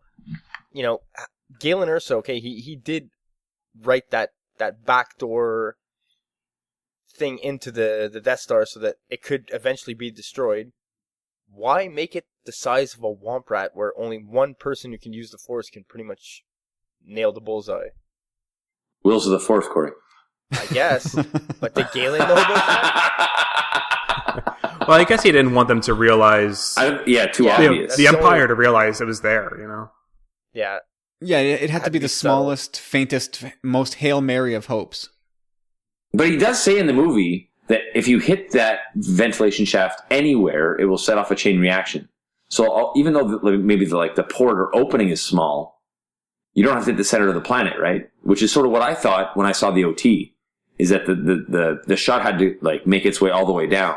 Me too. But if you listened, Galen says in the movie, hit the shaft anywhere, and it will have a chain reaction that blows up the whole thing. But that doesn't happen because they do hit the trench, the trench run. They do kind of, they hit it, I guess. Well, but we does see go down what the shaft. it was.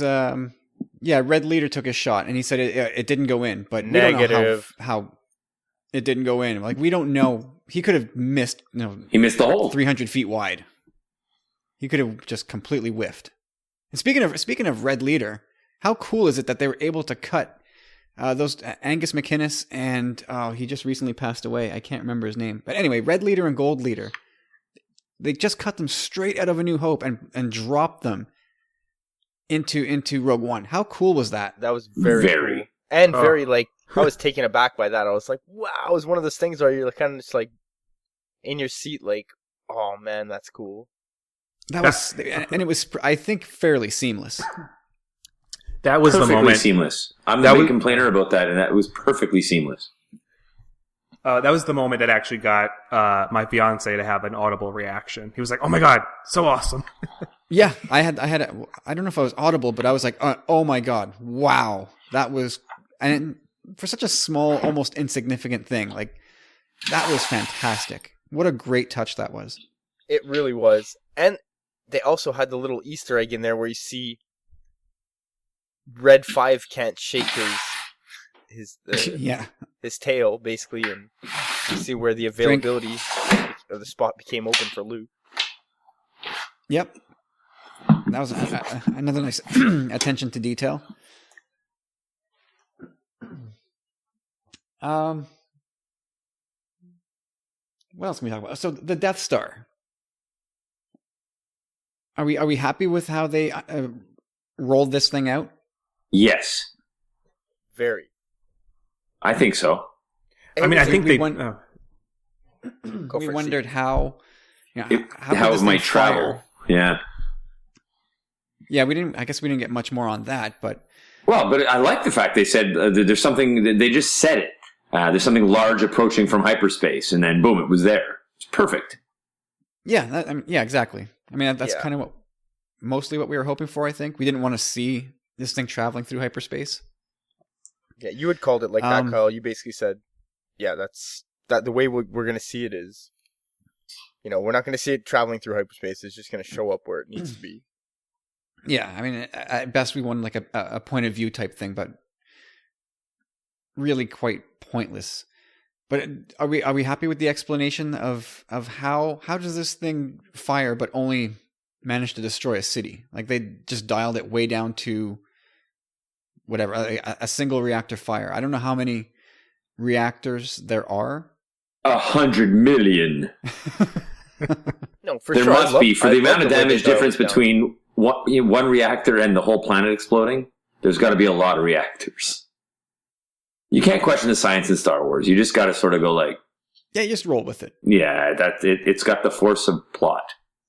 It was the visual on that was so cool, where the debris reaches atmosphere and space, and you see the lightning. That was just cool. Yeah, I agree. Another great looking set of scenes. Where, when it was exploding and the Earth was sort of raising itself to the heavens. Definitely cool. One of the things we never talked about. We who's going to kill Krennic? Is it going to be Jyn? Is it going to be Vader? Who called Tarkin and the Death Star? If you rewind, I called Vader nuking him on the Death Star. I said he'll be down on his planet. I'll find the episode, but I said he'll get nuked by the Death Star while he's down on planet. And had I read Catalyst prior, I might have guessed that. Yeah, Kyle, I think we talked about this on our show a little bit. Just where Krennic and Tarkin and where that relationship was going. Yeah, I totally thought that, Tarkin was going to be the one to, make the order to kill Krennic. And very ironic, right? That Krennic is basically killed by his life's work. Yeah, makes sense for him. Way to go. Karma, Fitting. bitch. He is such a little punk. Oh, it was. He was so good. He was great. You know what I really? Yeah, I mean, I get great Rob. character. I get Rob at Talk Star Wars. I understand the man crush part. Absolutely, man. This guy was so strong. His best scene is when he can't control, because he's so tempered and he's so measured. And that scene where he thinks he's losing control of his project and he lashes out at Tarkin. Tarkin tells him basically, "Yeah, I'll be taking over from here." Yeah, thanks for your work. I'll take credit. And I just thought his lash out was epic. Like, in Catalyst, felt that real plays to out me. big time, man. Like, Krennic puts Tarkin in a situation where he sets him up to fight like this huge battle where there's a good chance that Tarkin can lose and lose a lot of credibility amongst his peers. Like, it's all set up to... Oh, they're all playing their own kind of long game, if you will. Yeah, and it certainly was a long game, as we've read with Catalyst.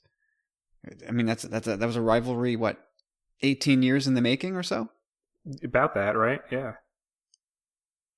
And so, okay, nice segue. So what did we think of Tarkin as a CG? Now, I want to start with James, because you were really, really strong on you'd rather have it recast as a human that didn't necessarily look like Peter Cushing, rather than having them attempt this. So in the end, what's your take on what we got?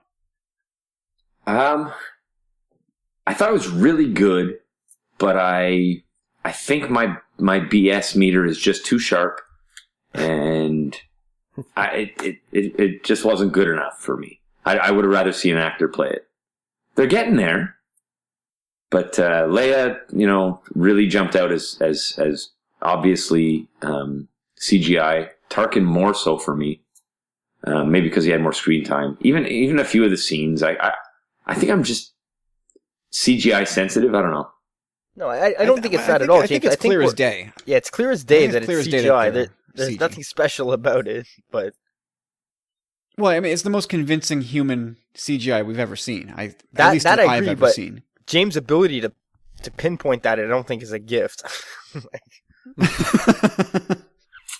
Yeah, no, I think it is, Corey. I think it is. No. Like, for example, did you catch the scene? Like, there's a scene where she's out on the bridge. In the previews, there was a TIE fighter that comes up and meets her, but she's out on that like little airwalk. So, did you catch that scene where like it's an above shot that's like very obviously CGI? Okay, yeah. You know which one I'm talking about? Yeah, where she's walking out and it looks like she's limping, and the TIE fighter pulls up. Well, in the that wasn't in the movie, but in the movie we saw, there's an overhead scene, like a shot from above, where it's a CGI scene. Anyways, I bring it up because it took me right out of the movie, because every time I see those scenes, I'm like, oh, they're CGI. So it's not. I'm not saying that my sensor is special. What I'm saying is it's acute, and I don't like seeing it. I agree with you there. Like, I'm not a big fan of that either, when you could really tell it's like green screen or blue screen, whatever you want to call it now. I personally was really, really, really surprised at the length of screen time that he got. Like, we had talked last week, and I thought, he might have like a minute or two, like, and they'll keep him in the shadows, which they did a bit with shading and whatnot, but man, he had quite a bit of screen time, which was very surprising to me. No, he did. They really went all in with Tarkin in this movie, for sure. They just said, we're throwing the kitchen sink at this project, and he's got the role. And I've heard a bunch of people say they were totally convinced.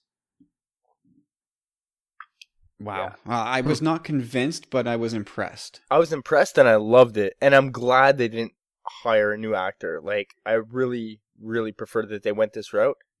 And I mean, same thing with Leia. My take is they've got to do the work. If they want to get there, they've got to do the work. So I'm glad they did this. And I guess the good thing, I mean, if you're not happy with the effect, great. I mean, you're definitely entitled to that. But what's great about it being a digital effect is that when the technology gets there, they can go back and fix it again and again if they need to, until it is what it needs to be. And it may never get there, but they have that option. Oh, it will get there. I'm sure it will. And I agree with you that it's nice that they can change it. I didn't dislike it. I just would have rather seen an actor. Because as soon as I see the cartoon, I'm just pulled out. It's like a milestone in cinematic history, almost. Like, Jar Jar was a milestone. We don't need all the milestones. Well, so is Rogue One going to win an Oscar for visual effects because of what they did with Tarkin? It very well might. Yeah, it's revolutionary. And Leia, too. Like, I can tell right away, okay, it's CGI with Leia, but it was beautifully done. That smile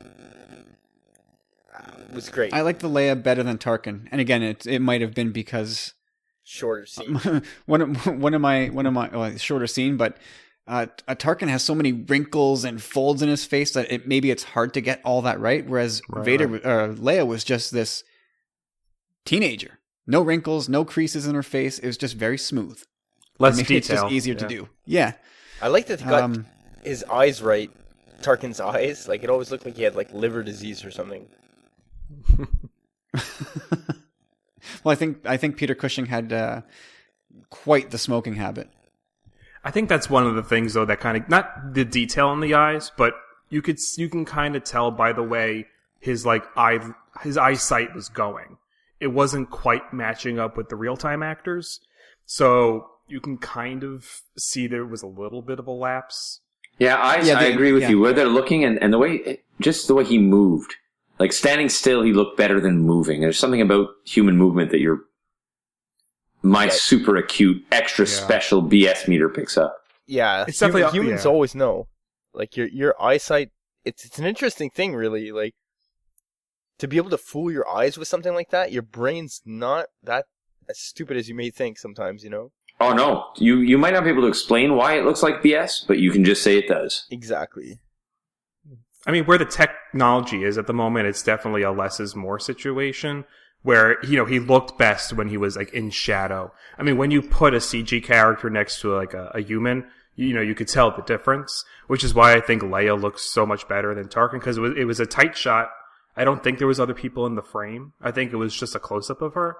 So you couldn't really compare her to, a living person. It was just kind of that, and it was very quick.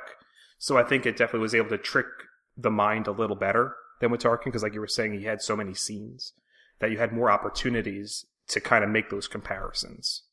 Yeah, and I totally agree with Kyle's point that you need these steps to get to flawless CGI. So I'm also in a way glad they did it. I just, from a selfish point of view, I wish I didn't have to go through the moment where you get taken out. The growing pains. Yeah, the growing pains, exactly. Thank you. Yeah. Did you get used to it, though, the more scenes, or did it always take you out of the movie? No, that's a good point. Much more right away when I was like, okay, deciding if it looked real or not. So for the first couple of scenes, more so. But yeah, I just accepted it after, like Gollum or Jar Jar or any of the, sort of prominent CGI characters. After you see what they look like, you just accept them as part of the story, I think. I was always distracted by it. Yeah. I will admit that. Mm-hmm. But that again, might be curiosity too, though. Both times? Because you saw it twice, Kyle. Yeah, each time I was like, man, that's CG. And I'm like, that's great CG, but it's still not there. And I don't know how much closer we can get anytime soon. Oh, much closer. They'll get there. I mean, I don't know about they soon, will, but I don't know if it's going to be in 5 years or 20 years. No, yeah. I don't know either. I mean, I feel like they're 90% of the way. But I got to be honest. Remember that movie that came out with Michael Douglas? It was an animated sci-fi movie. No, sorry, Kirk Douglas. Kirk Douglas, who just turned 100? Yeah. He was the old guy in it. It was like 15 years ago. Shoot. Okay, I'll look it up while we're talking. Which one? Cool World? Maybe. Yeah. That was yes. Brad Pitt? Cool World. No, that's that's animated, but like 2D animation, right? No, it's like live. It's like Roger Rabbit style.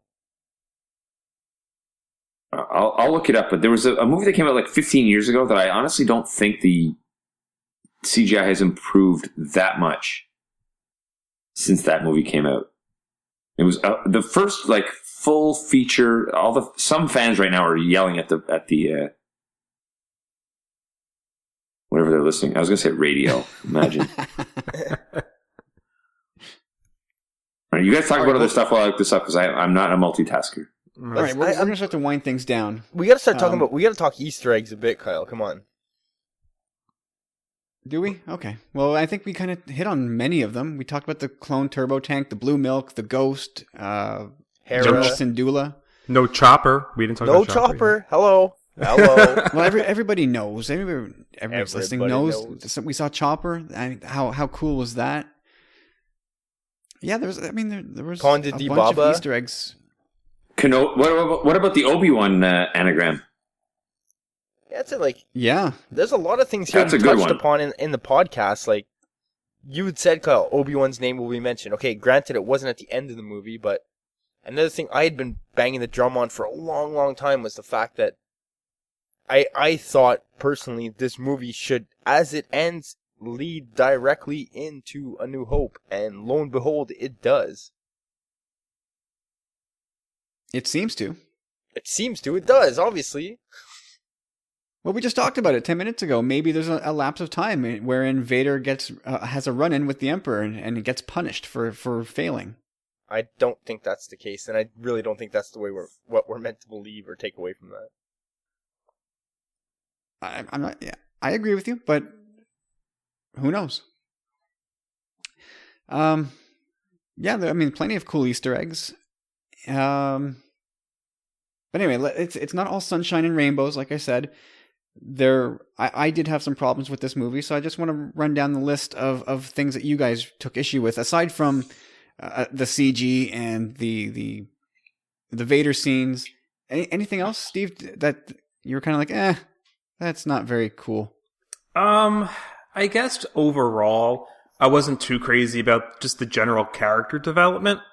I feel like, since it was a war film, I think, like I said earlier, they tried to fill in a lot of those, war film archetypes, and I feel, I don't feel as though every member, and realistically, you can't touch on every member, but I felt like some of the Rogue One team were a bit one-noted, but that's just me kind of, my writer's mind being a little nitpicky.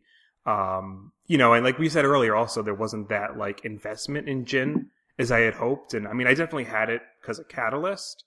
But I think, just looking at the film, in a vacuum on its own, we didn't really see too much there, I'll agree with that.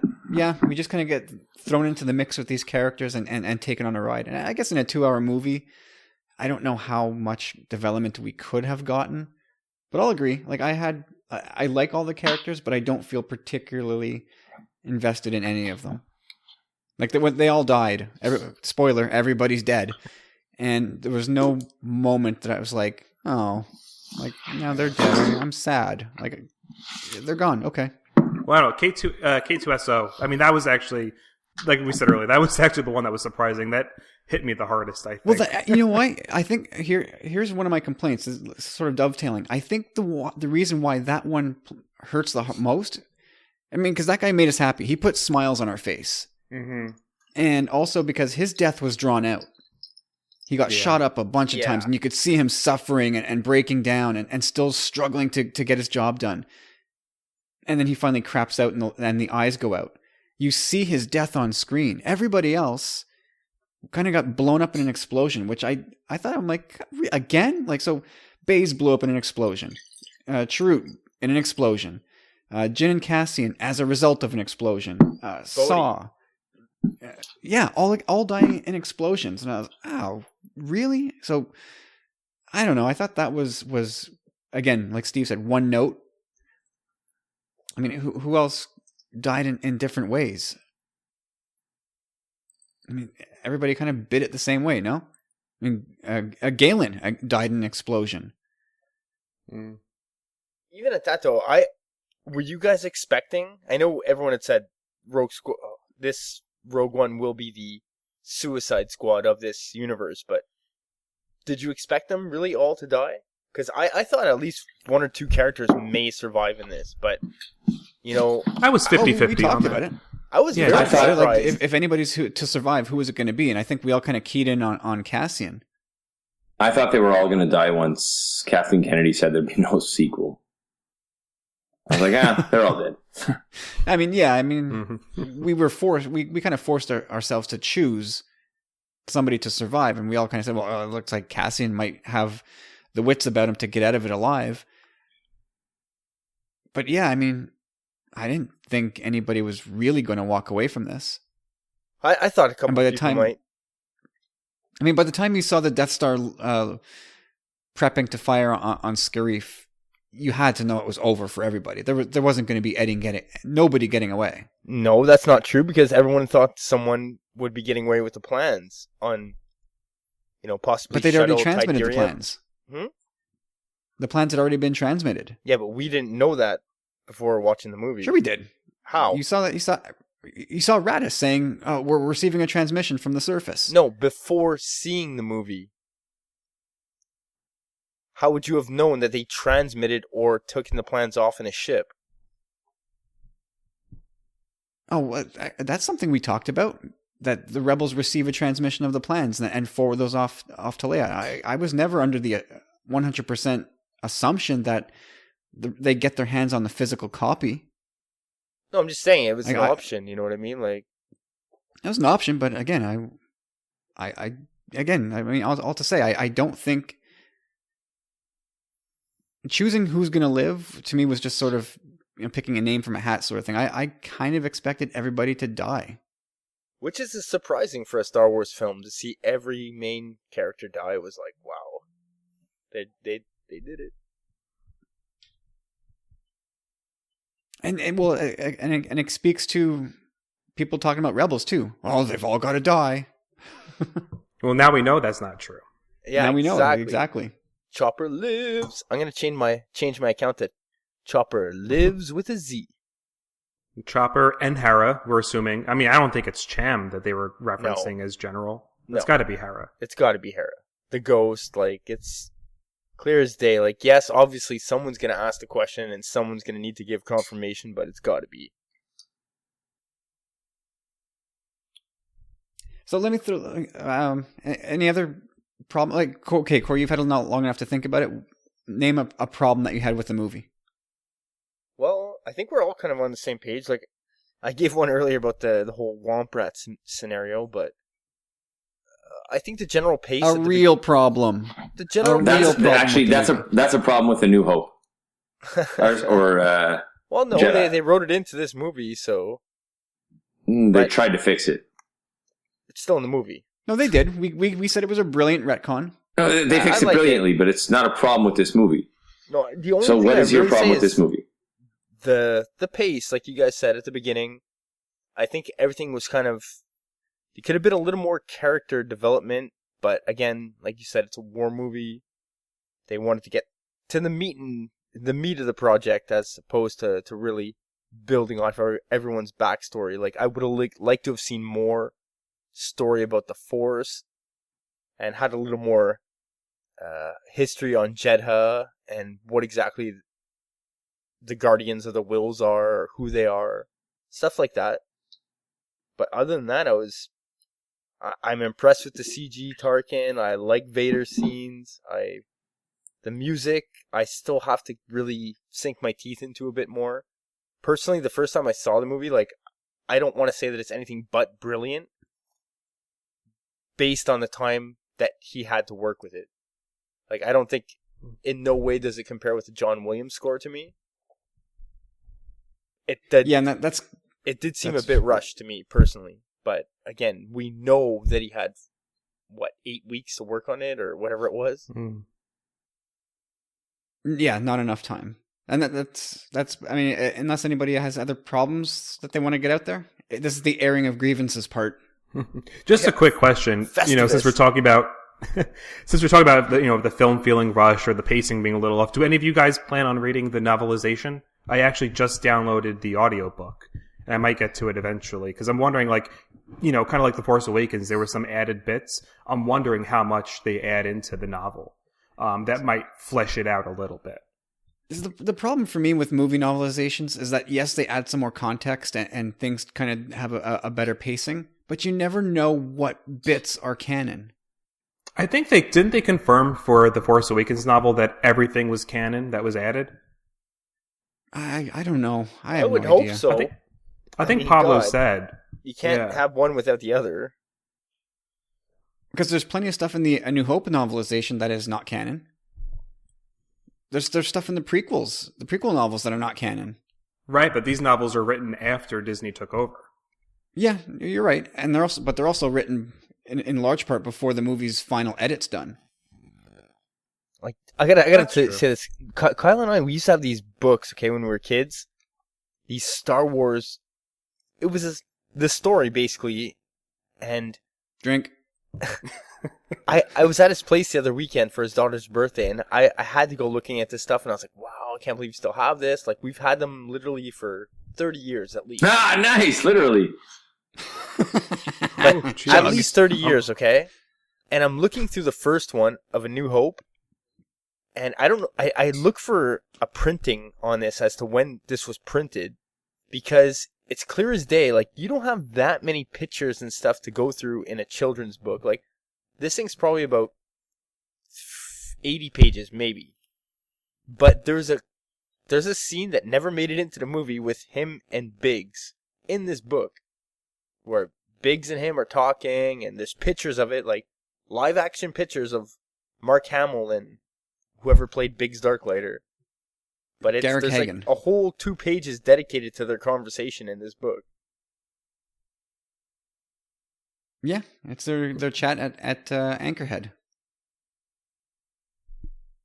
Anyway, I did want to talk very briefly on the soundtrack. Did it stand out for you guys for either good or wrong reasons? It was best where it was most familiar. I agree. Yeah, I don't think there were. Not to be a downer. Yeah, I don't think there were any big standout moments. I think I didn't really notice it. I think maybe that's a good thing. I don't know. It kind of just didn't. It didn't take me out of the film, but it didn't, call my attention to it. It didn't enhance the movie, I don't think. Yeah, it was there. Again, I don't want to criticize it too much, right? I mean, as important as this soundtrack is in terms of maybe finding the next person after John Williams, I can't say I'm blown away at this point. I can't. But I did feel kind of underwhelmed by the Force Awakens soundtrack at first too. So maybe I just need to sit with this one for a while, because the other old soundtracks, like they were always just kind of there as in our DNA, in our bones. And so all these things that felt familiar, they almost feel like, almost like songs that our moms would sing to us. That's true. For sure. So there is new material to have to give that same sort of grace period to. So maybe it's just a matter of sitting with the soundtrack for a bit and letting it marinate. Because I went out and I bought the soundtrack early Friday morning. I haven't gotten through all of it yet, but I haven't really had the chance to. But yeah, it didn't jump out to me. I heard Jin's theme a couple times in the movie. That stood out to me, but otherwise it felt like a score that I've heard before.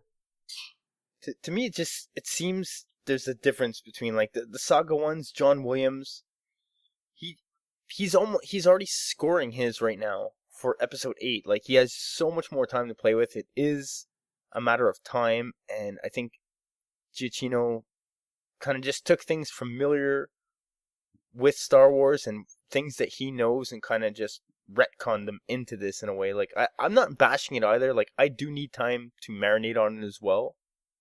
But first impression to me, it was,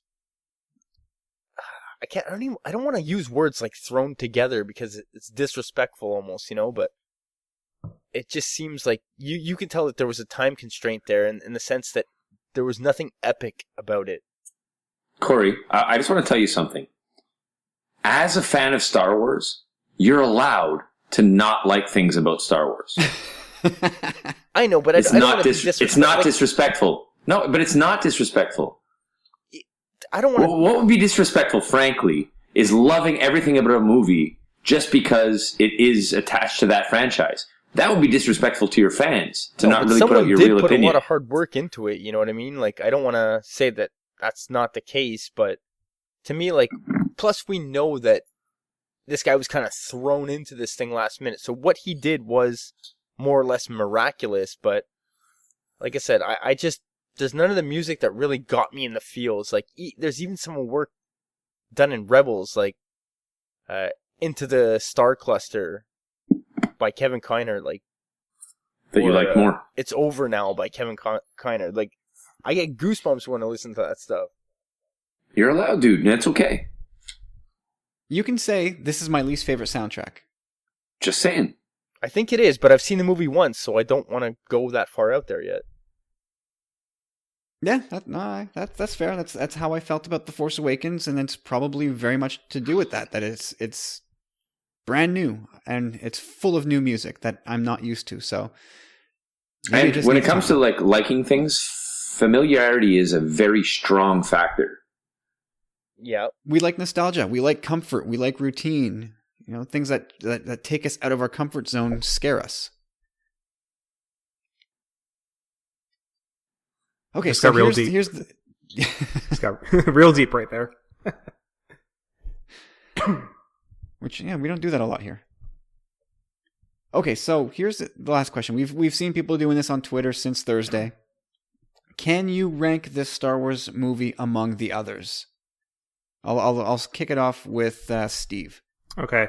Right. So as it stands, having only seen it once, I'd say Empire Strikes Back is still my number one, and I'm kind of back and forth between Rogue One and The Force Awakens. I think they at the moment I feel like they're tied for number two, followed by New Hope, Return of the Jedi, and then Revenge, Phantom, Attack of the Clones. I think I'm going to go to Corey next because I think me and James sort of have the same opinion on this. So Corey, go ahead. It's so hard to say. Like, I was thinking about this. Where does it rank? Like, again, I need to see the movie again. But it's hard for me to put a ranking on it because it's such a different Star Wars movie.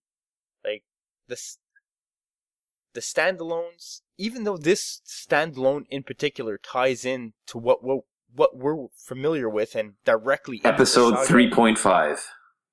Yeah. But I don't know if I want to give it a ranking yet because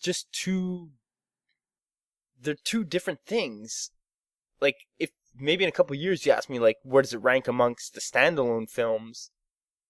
But I have a hard time to say right now. It'll either be one or two.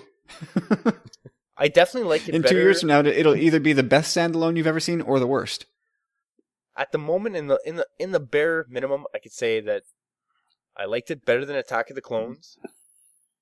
And other than that, I really need more time to digest it. James, I think you'll probably speak for me on this one. Yeah, I can sort of echo some of the same sentiments as Corey in that as a standalone, I find it hard to compare to one act in a 3-part story. So, like, to compare this movie to Empire Strikes Back is difficult because this is a complete storytelling with, an introduction of characters, some sort of discourse, and then a resolution. Whereas, all the other movies do stand alone, they're paced differently. So having said that, I only saw it once too. After I saw The Force Awakens only once, I didn't have it as high up on my list as I do now. If I have to plug it into my Star Wars movies, I could, but I wouldn't really rate it amongst the trilogy movies. Yeah, that's where I kind of am. I won't lie. Like, Star Wars to me still needs the Jedi. Me too. And that's the thing, Kyle. That's the thing. It's missing. And Sharuk gave us a little taste. You know, I'm one with the Force. But I need the Jedi too. And I'm not knocking Rogue One for that. I'm just saying it becomes too different of a thing that I can't slot it in. You can't ask me. Or at least I'm not able to yet. Maybe one day I will. But at this particular moment, I can't say that I can't find a home for it on my top 8. It did its own thing, man. Like, it's a standalone film. It's not meant to be. It's meant to be different from the saga too, you know. So it's hard to compare them. It is, totally. It's like, how do you compare Lord of the Rings to Star Wars? I do have an interesting perspective for you guys, though. So my fiance actually, it's his number 1, and he admitted it even after just the first time. But what's so cool about Star Wars, though, is I feel like there's something in each movie for everybody. And in Star Wars, this is probably his second favorite franchise under Indiana Jones. Ooh, and that's awesome. Yeah. And, he's a total Harrison Ford groupie. But he loves Star Wars for the wars, not so much the Jedi. So for him, this was the perfect Star Wars film because he prefers like the Empire and the Rebels and just kind of that war aspect. He loves the vehicles and the combat, not so much the Jedi. And it was sprinkled in there. And not to say he doesn't like the Jedi stuff at all, but he just really loves that aspect of it. So, you know, and like I said, it's so cool that for this franchise, you know, being that, you know, you have the saga as one continuous story and it's all a shared universe within each, you know, story, novel, comic, movie, but there is just something for everybody. Yeah, I agree. That's well said. Okay, finally, guys, I have one more thing. We'll really quickly around the table. Corey, I'll start with you. Does this change anything for you regarding the original trilogy? We heard leading into the movie that this is going to change how you see the original trilogy. It recontextualizes so much. Does that do that for you? It literally does, Kyle.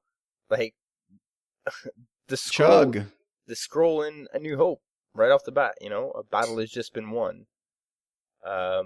We see the Tantive Fort taking off, like, just we kind of hoped to have predicted, or I wanted to see that, and it does happen. Like, it does change.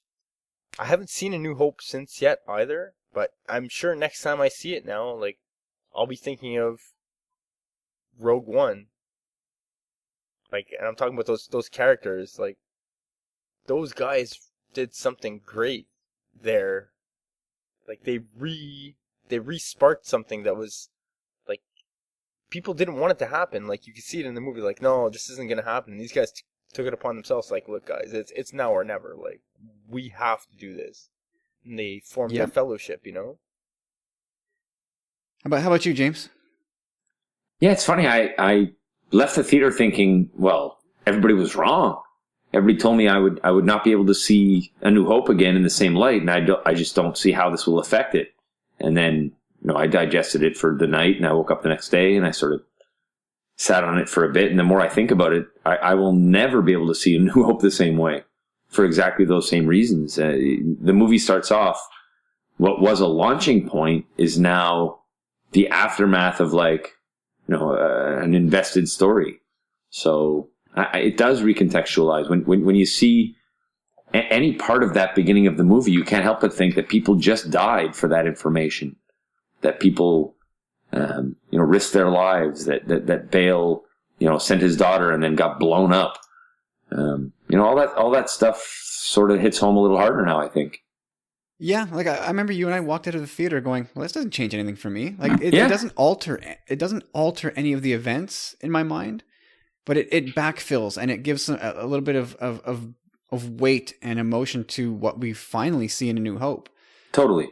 The biggest thing for me that kind of struck me is that the rebellion was on the brink of disbanding.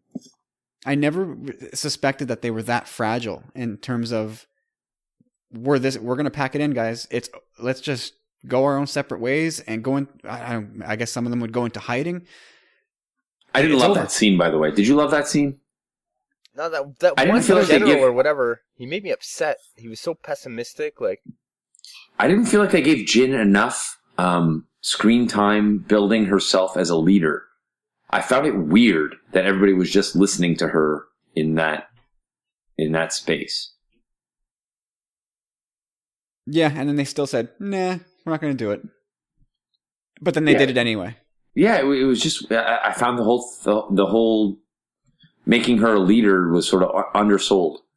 That was my wife's biggest critique, is that they had this whole scene where Mon Mothma says, sorry, there's just not enough to go on. And then suddenly they go. Like, she's like, well, what changed? Like, yeah, fine. Raddus took off. Like, well, the rebels took off. And then Raddus took off and supported them. And then General suddenly the rest followed suit. was hailed. Sure, all that. But suddenly they all went from no to yes without explanation. That was my wife's biggest problem with the movie. That's fair.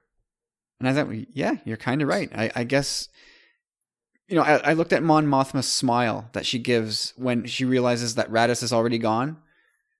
And she kind of, you see her give a smirk. Well, I think she was always on board, and she couldn't sway everybody, and now it was that's well, it. decision made. She wanted to fight, but she's kind of a company gal, and she just, if we're not all in together, then we're not going to do it. But when she finally saw that, hey, we're doing it anyway, she's all in. So Steve, anything for you that gets changed? I'm just going to piggyback off what you and James were saying. I think that it adds dimension to the Rebel Alliance. When you go back to A New Hope, I mean, you see the Rebels at the beginning, then it's really, Luke's story until we see the Rebels again at the end. So we don't really know the Rebel Alliance without Luke in the original trilogy. So I think, like you said, it really gives them this desperation, this sacrifice. It really makes the Rebels an entity. I mean, obviously, the Rebels show is doing that, but as far as just the movies are concerned, I think it does that a really good job at adding that dimension to them. Agreed. Again, well said. I am spent. I don't know about you guys, but I think I've emptied the tank here for at least for today on the Bacta tank. Any tank, whatever tank you want to call it. Any final words, boys? It's been a I assume pleasure. you're all looking forward to your second viewing. Oh, I can't wait to see it again tomorrow. Now that we talked about it, I just like talking about it has made me more I excited. didn't want to just jump into the echo chamber, but it's so much better the second time. It really is. Yeah.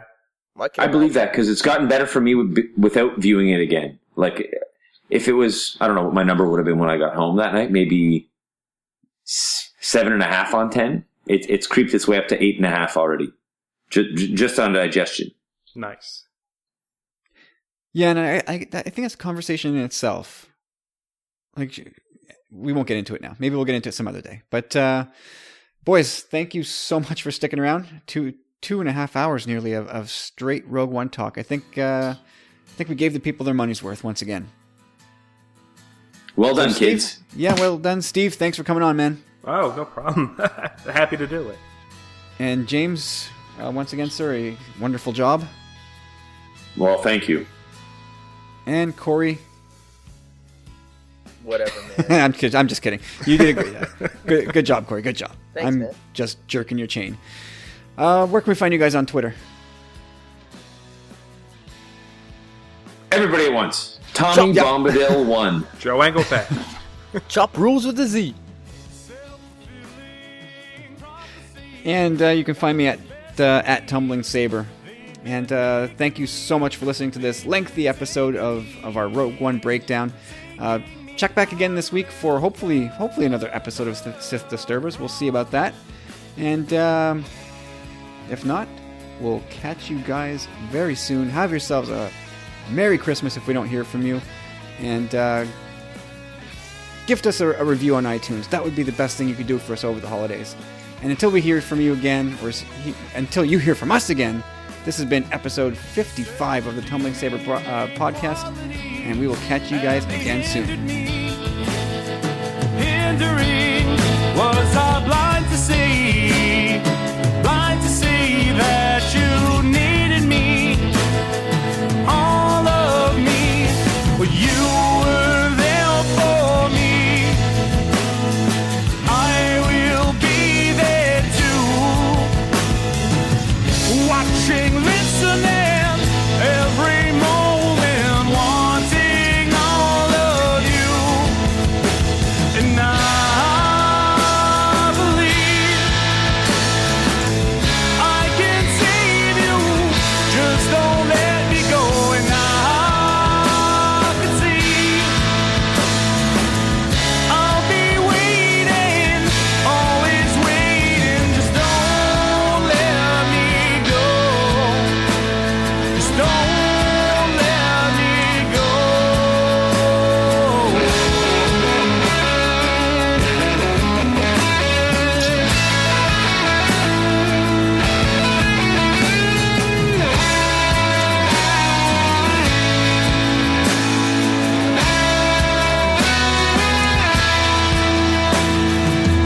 Time goes on and I'm questioning all the things I've seen, crazy things I've seen as I'm watching